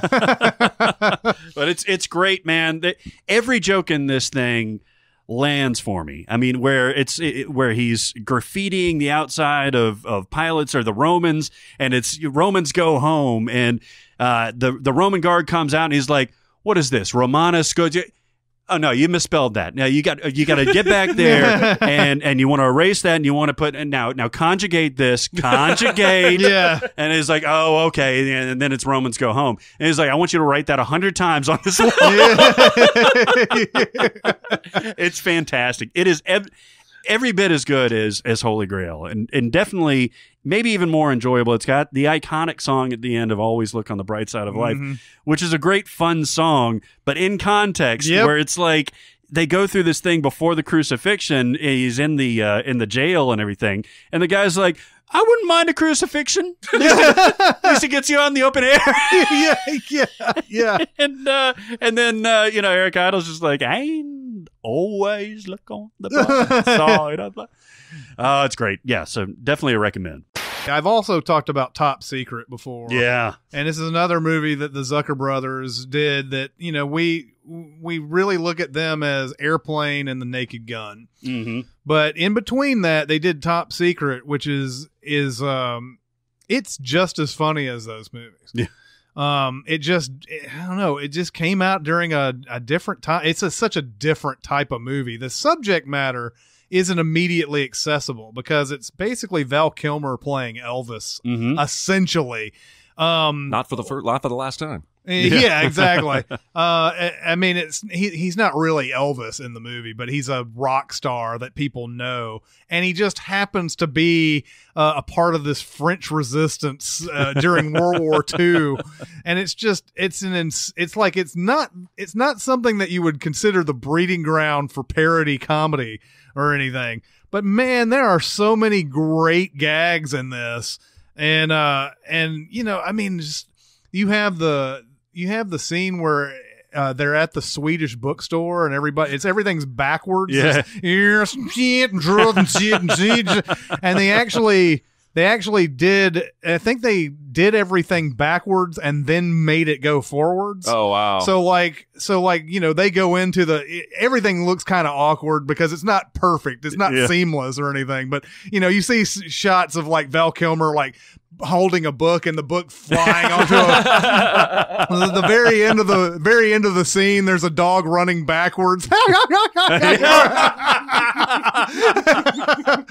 And then it's like and the librarian in that scene is Peter Cushing. Oh, no kidding. Yeah. Oh, wow. Yeah. Not the CGI Peter Cushing. That would be weird. That's right. That's one advantage it has over The Force Awakens. But there's like not The Force Awakens, but Rogue One. Mm-hmm. There's there's another scene where you're seeing like dots follow where everybody's going, and the whole screen fills with dots, and then Pac-Man shows up on the screen. It may not have been the first movie that ever did this, but it was the first movie I ever saw where like they go through the plot of the movie, and it's like, I'm not the first person who lost a girl, and then blah, blah, blah. Go through all this weird, chaotic plot stuff and everything, and then she goes, it's just like some bad movie. And then they look at the camera. And it's like, just weird. It's like, like like a scene where they show them like making out and there's a fireplace or whatever. Like the next time you see them making out, they're like flying out of a plane or something, and there's a fireplace with a parachute. There's so many great things, and I don't want to go through them all, but I could sit here probably through an entire 2-hour podcast and go through how many funny gags are in Top Secret. I haven't seen that movie in ages. Yeah, I got to check it out again. So we're doing this is good. Yeah. Because we're probably giving the listeners at least a couple suggestions. Definitely. But if we ourselves can be re-exposed to something or exposed the first time, that's even better. Icing on the cake. Let's expose ourselves. Yes, let's expose ourselves with icing on the cake. That's right. Barrett has just exposed himself. I kind of... You mentioned basketball is like not a recommend, but something that you enjoy. And Jeremy, you were talking about Vacation, the new Vacation. Yeah, watched a little bit of that yesterday. I'll throw one out there that's more enjoyable. Fletch Lives. Oh yeah. Wow. Fletch Lives has some great stuff in it. It is not a good movie. Yeah, right. But it's pretty hilarious, especially at the time it came out. There was all the televangelizing stuff. Mm-hmm. And in that, it's like Bible World or something in this where they're trying to buy Fletch's land that was given to him by an aunt. And yes, it's formulaic, and of course, it's Chevy Chase doing his smarmy thing. But some of that stuff just is my jam, man. Like when he's walking up to get into line to the evangelist guy, they're trying to get his information. They're like, well, what's your name? And he's like, Erwin M. Fletcher, Erwin Mahatma Fletcher. And he was like, what's your address? He's like, 7. There's great stuff in there, man. And it's fun. It's funny. I don't remember Fletch Lives very much. I know Fletch pretty well. But I'm pretty sure that there's some gags in Fletch Lives that I'm confusing for Fletch and vice versa, because those movies are very similar. Yeah. The whole Harley Davidson thing where he goes into a biker bar like dressed in this real nerd outfit, and he's like, my name is Harley, Jim Harley. And they're like, oh, we're gonna kick your ass. And he's like, I like your bikes out there. My daddy made it. It's like, Harley Davidson, that's awesome. And it's just funny. Is it in Fletch Lives where he goes in and he pretends to be a bug man? And that is in Fletch Lives, yes, because it's the tiniest little bug. It gets in your ear. And they multiply by masturbation.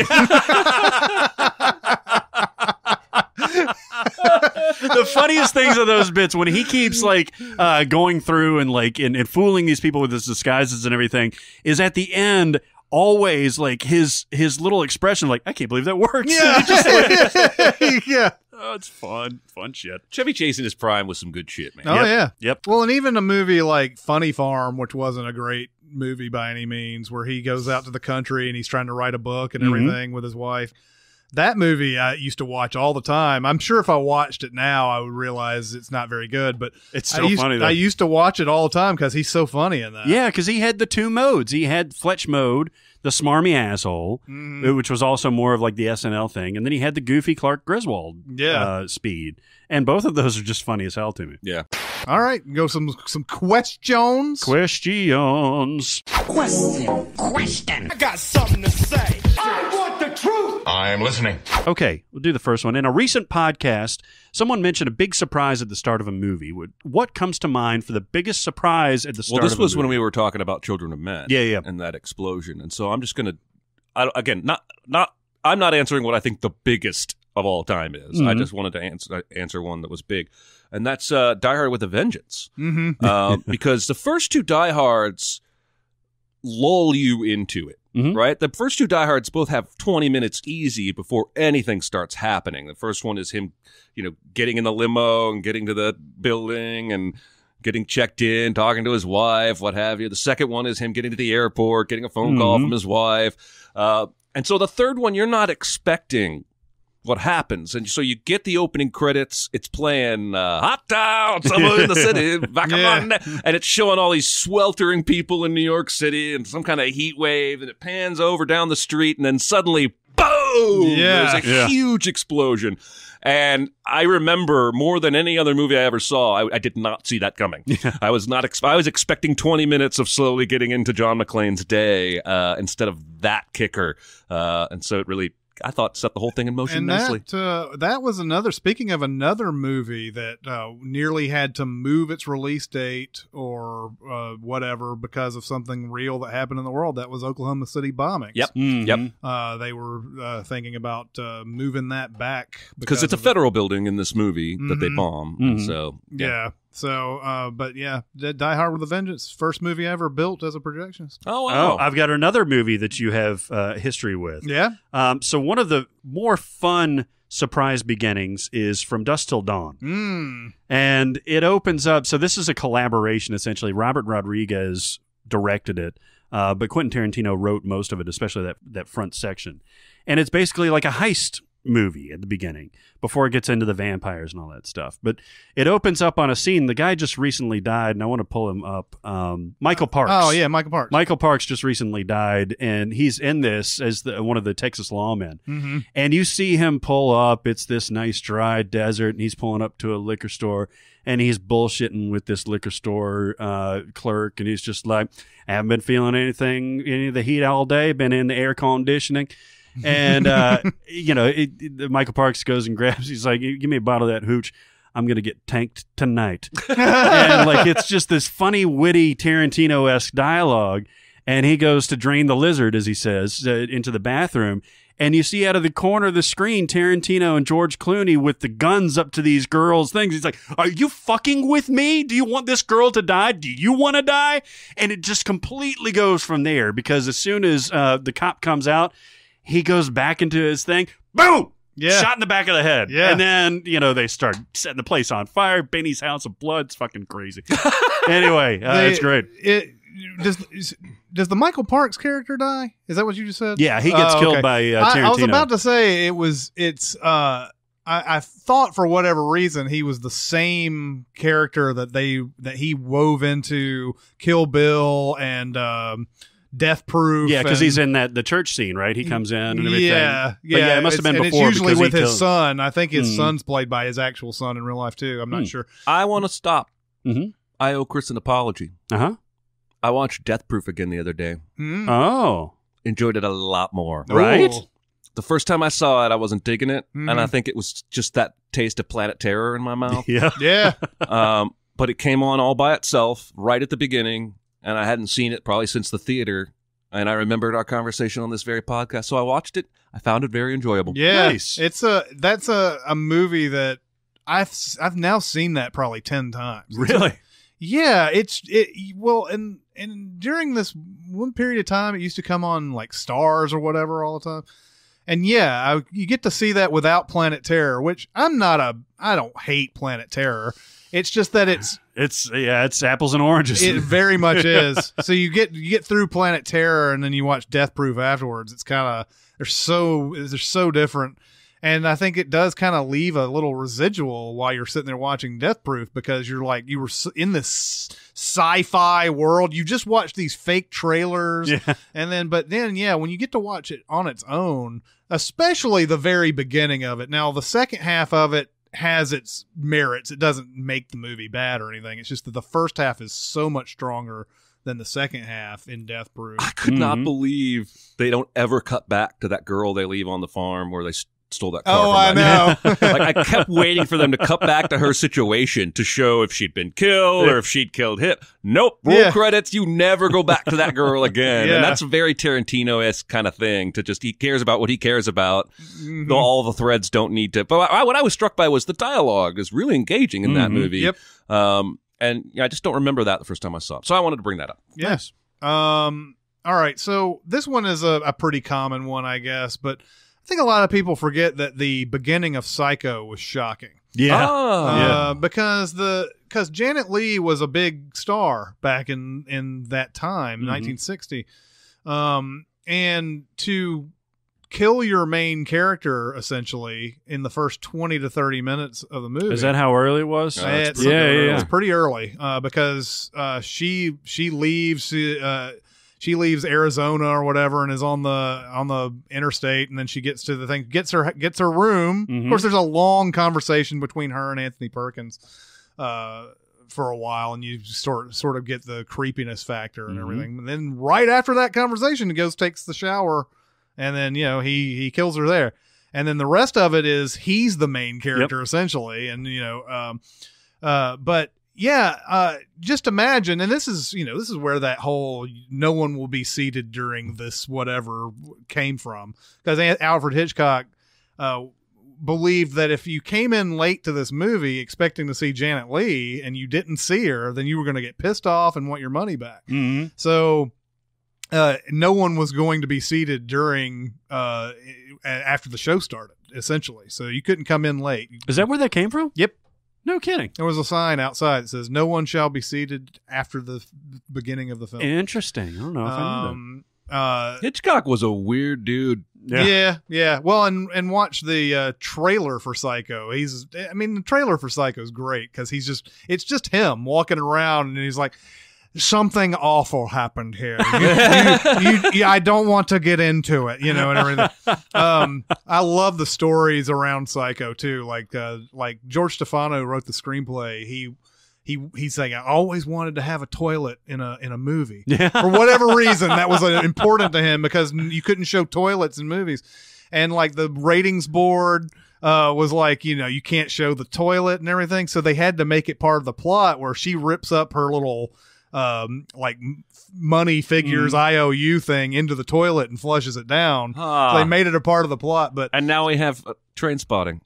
Yes. And now we definitely show toilets today. That's right. Yeah, I mean, I think even now, if you were to say, Brad Pitt, and then you were to watch, a movie with him, and in 20 minutes he's not in the picture anymore, it would be shocking. And that's kind of like how it was back then. Psycho's such a perfect movie. It really is.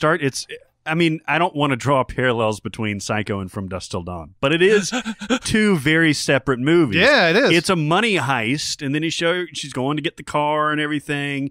She's got it's this whole separate story. Yeah. And then she just happens to stop at this hotel, much like Clooney and Tarantino stop at the Titty Twister. Hey, you know what? And then they get attacked by vampires. It is an apt comparison. Yeah. Much like the burning upon urination I would experience later. That's Kramer, by the way. Gonorrhea. You took my gonorrhea. Oh, my God. All right. Next question. Well, let's stick with surprises. What movie surprised you the most when you learned who played the character? For this listener, it was Gary Oldman and O.W. Grant in Interstate 60. I have no fucking clue what he was talking about. Have you ever heard of them? Nope. Okay. But Gary Oldman would be a good answer for about a dozen different movies. That's true. Like you could watch True Romance and not know that's Gary Oldman. Yeah. That's right? true. You could watch Hannibal and not know that's Gary Oldman. No. Or that was Gary Oldman? No. Mason Verger. yeah. Oh God, the makeup. Yeah. Well, I'm answering. I'm going to go. Friend of the show, Alan Tudyk. Tudyk. This happened to me in two movies. Wreck-It Ralph. What was he in Wreck-It Ralph? He's King Candy. Oh yeah. But he's doing sort of a parody of that old comedian. Yeah.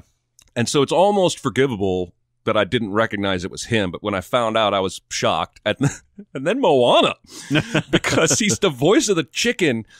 And the chicken never speaks. The chicken just makes chicken noises and pecks at the boat. That's literally all it does. They didn't have to hire a person to voice this character, but they hired Alan Tudyk, and I'm watching the credits roll going, holy crap, it's almost like an inside joke, right, for people who love him. Because why would you even, it's like, didn't George Clooney do some kind of voice on a South Park thing once? It's like a dog barking. He was in the movie. That's all no. He was also in the movie, but he was the dog barking. Yeah, he was in the movie, but then later on, like when they did Team America, he had gotten pissed off at him by that point, or like had gotten over it or whatever. So when they actually used Clooney in Team America, they didn't do it.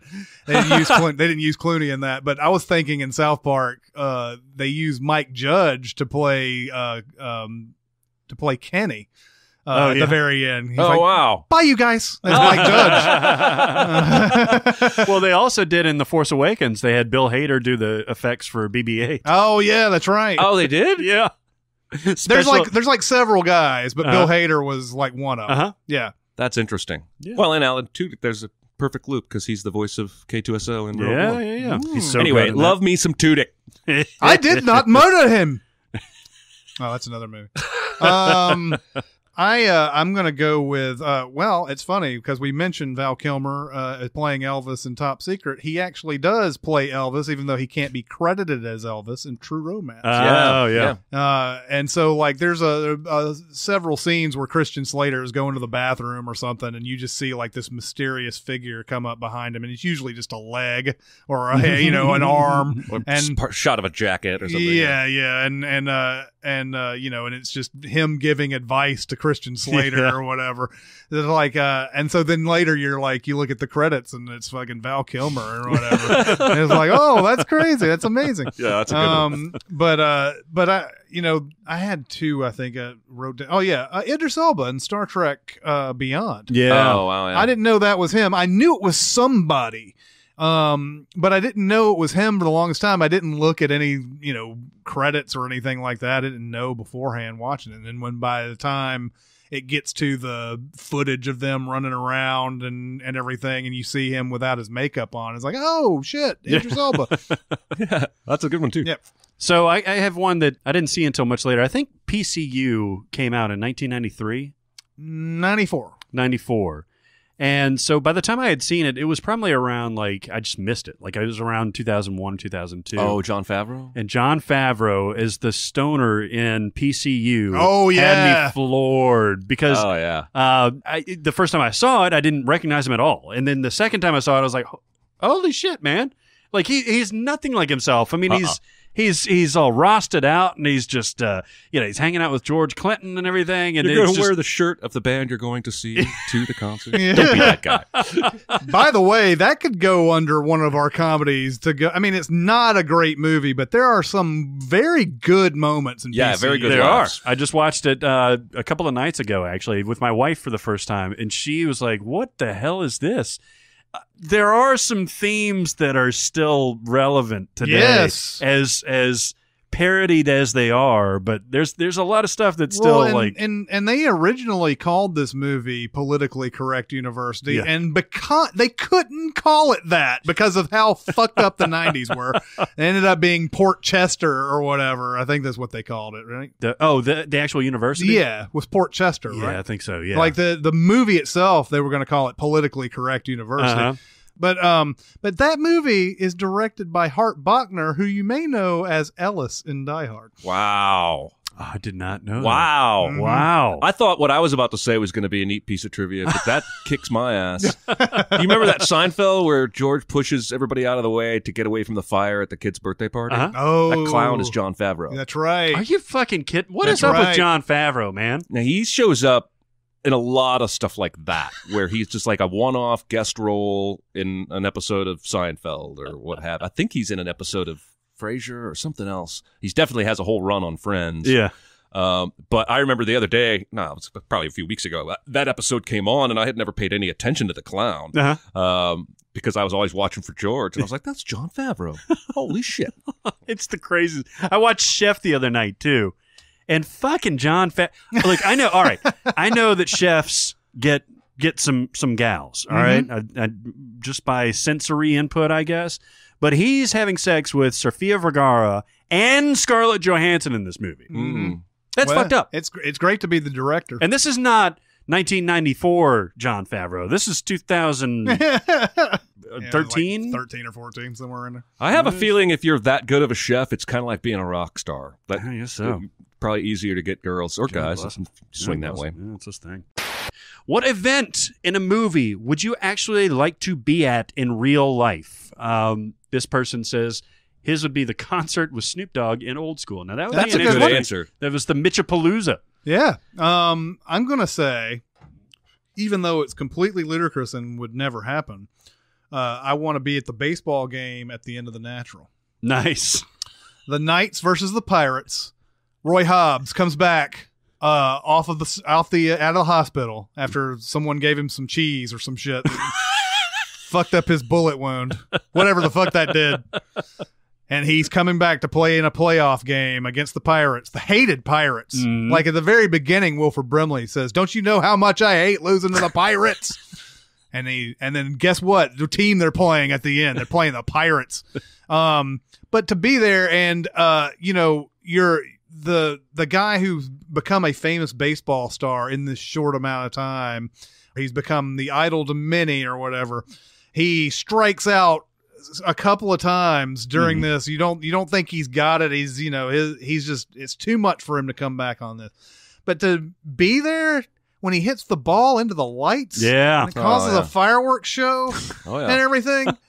Completely ludicrous, but man, do I want to be there when it happens. Can you imagine Chris just eyes transfixed on the scoreboard? He knows where it's going. That's right. We all know where it's going, guys. That's going to hit the lights. Oh, yeah. He's going to hit it so far, it's going to hit one light, and it's going to cause a fireworks display. That's right, man. Might as well throw in a bomb. But I've always wanted to be at dramatic sporting events. And it's why we went to that Game 7 Kings Blackhawks game. Yeah. I don't like the Blackhawks by any stretch, being a Predators fan and everything, but I wanted to see a home crowd going crazy during a Game 7, and we saw that for a long time, and then the Kings won it in overtime. Yes, and then you could hear nothing. It was dead. It was as dead as I've ever heard a fucking building. Well, speaking of dramatic sports moments, okay, imagine in 1984, isn't it 1984? And you are in Russia to see Rocky versus Ivan Drago. That was 85. 85. Yep. And then, like, you could be like an expatriate, just, you don't have to be sporting your red, white, and blue or anything like that, but just sitting as an American in the audience and hearing the Russian national anthem, and you see all this vitriol and this hate, and they're yelling and they're throwing stuff, and you got the premiers sitting up there, and all of this thing. And then, as Rocky says, the crowd starts changing. Like, after he, like, you know, is out there punch after punch, and Drago's getting tired, then he cuts him.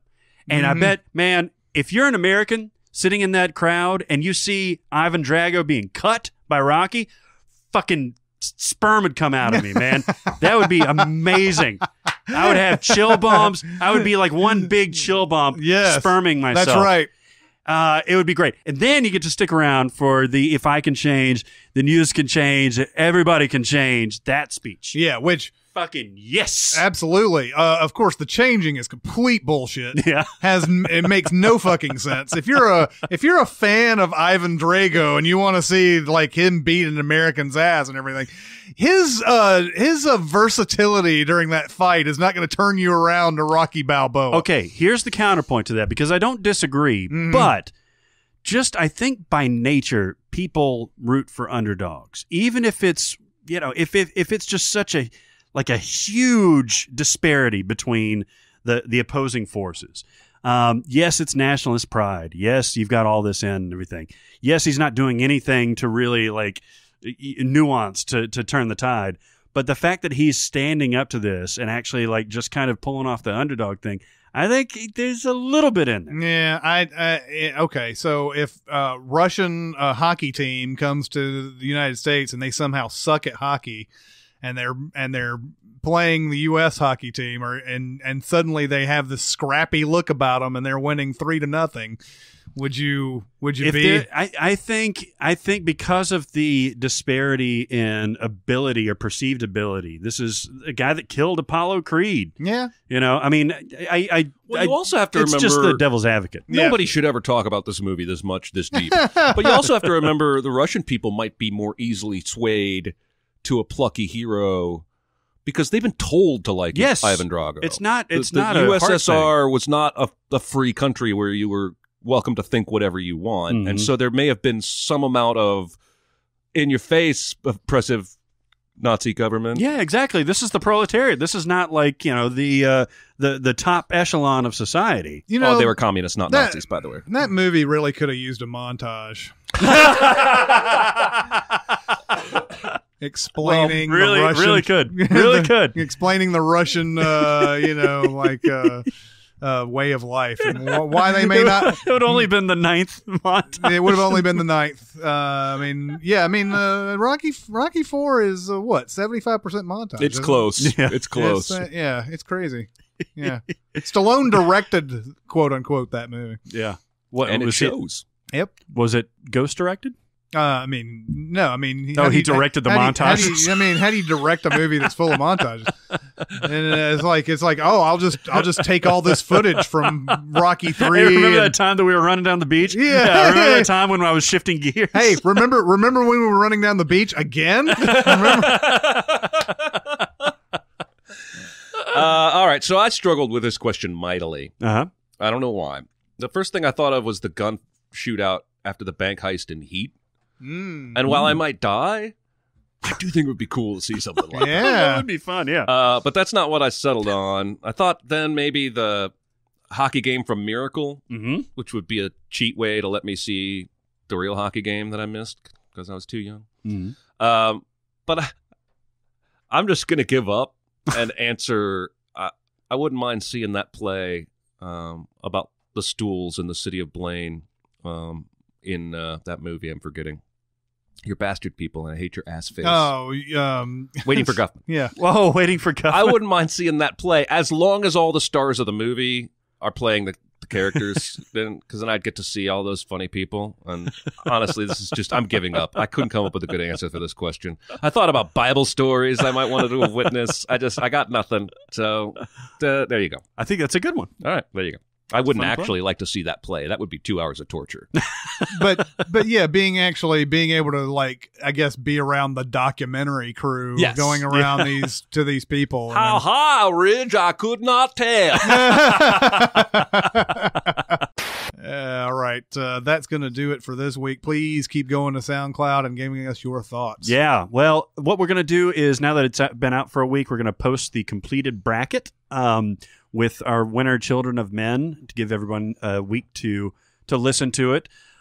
We will also be posting our Cinemasins, or our SinCast Movie Club recommendations. So check that out. We'll send a link to that, and we'll put it by genre. This week was comedy. Next week will be something else. And hope you guys like it. These are really strong recommends, both within our group and then for you people too. Also, I wanted to say, I forgot about this. We are going to be selling a special shirt for a while. Originally it was just going to be the month of May, but we got it together so late. It's halfway through May already. By the time this podcast hits, the shirt will be up. We will have put a video up talking about it. I will have tweeted it. All the proceeds from the sale of this shirt are going to go to MHA. It's a Mental Health America. It's a mental health awareness nonprofit that we're partnering with. Mental health awareness is important to us. It's important to millions of Americans. And so we thought this would be a fun way for you guys to get something back, but give back while doing that. So keep an eye out on our District Line store or on the Twitter, or hopefully we'll even put a link maybe in the description of this podcast. Yep. It's a cool-ass shirt. It is. We all like it. We call it the Reese's Cup. That's right. All right. That's right. All right, that's going to do it for this week. It's Chris Atkins and Jeremy Scott and Barrett Scher. We'll see you next time. Thanks for listening. Comment on our episodes on our SoundCloud page. Check us out on YouTube, Twitter, Facebook, and Reddit. And be sure to visit cinemasins.com.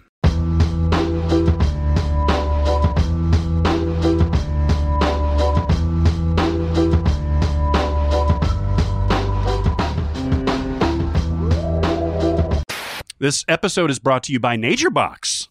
Oh.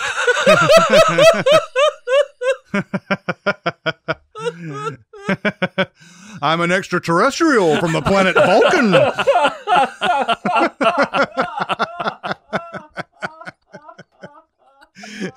I almost sounded like Scooby-Doo for some reason. You sounded so weird.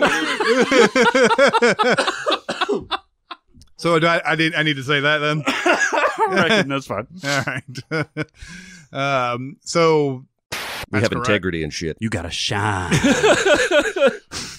All right. All right. So we're ready? I don't know if that's what Scatman Crothers says. What does he say? Like, you got the shine. Yeah. Yeah. Something like that. Or you always be shining. What does he say? Who are you asking about? Scatman Crothers, Shining. Dick O'Halloran in The Shining. Oh. That boy's got the shine. Yeah, I just keep hearing those Groundskeeper who Willie. shine or something like that. You got the shinin'. Yeah. You ever get keyboard drunk? Where, like, you just start making typos that you wouldn't normally make? Mm-hmm. Yes, it happens a lot when I get regular drunk. Yep. Actually, I'm kind of reminding myself of Cinderella when I'm watching. I'm having a lot of fun watching it and writing sins for it. Cinderella. Remember when we did the Cinderella, the old animated one? Oh, man, that was some of the most fun I ever had. That was tremendous fun. Because it's when you take a movie that classic and animated, and and it's so innocent, it's in a different time. Yeah. And then when you're adding your 70 years of older bullshit to it and everything, it's so incongruent. And you realize, like, because I hadn't seen Cinderella the animated in probably 30 years, but you realize exactly how much screen time is devoted to the goddamn mice and the cat and all this bullshit that doesn't even matter. It's like back in the day they were literally stretching. What can we do to fill time? Oh, let's go back to the mice. Let's go back to the cat. Yep. And stretching time in a movie that is 70 minutes long. Yeah, exactly. Is that how long it is? Yeah. Yeah. Jesus. Just to get to that long, they had to put 20 minutes of mice. Cinderella. I cannot believe how many people were defending those boobs. girls and bachelor parties do that. Yeah. You don't think they do? I think if they get absolutely wasted, maybe there's one girl. I think that's something. Have you ever been to adjacent to a bachelorette party? Yes, but not in Vegas. You know what, though? It's not that the fact that they do that at bachelor parties. It's that they did it in the movie. Yes, I agree. They had an R rating. They wanted to see what they could do. Yeah. They're like, where are we going to put our boobs? Yeah. We don't want to put them with the kids. There's such a difference in between what actually happens and why they put it in a movie. And the reason there was exactly what you guys just said. You know, it's R rated. We're going to put some boobs in here. Well, yeah. So one of the personalities is a voyeur and like a kid that like gets in trouble for it and that kind of thing.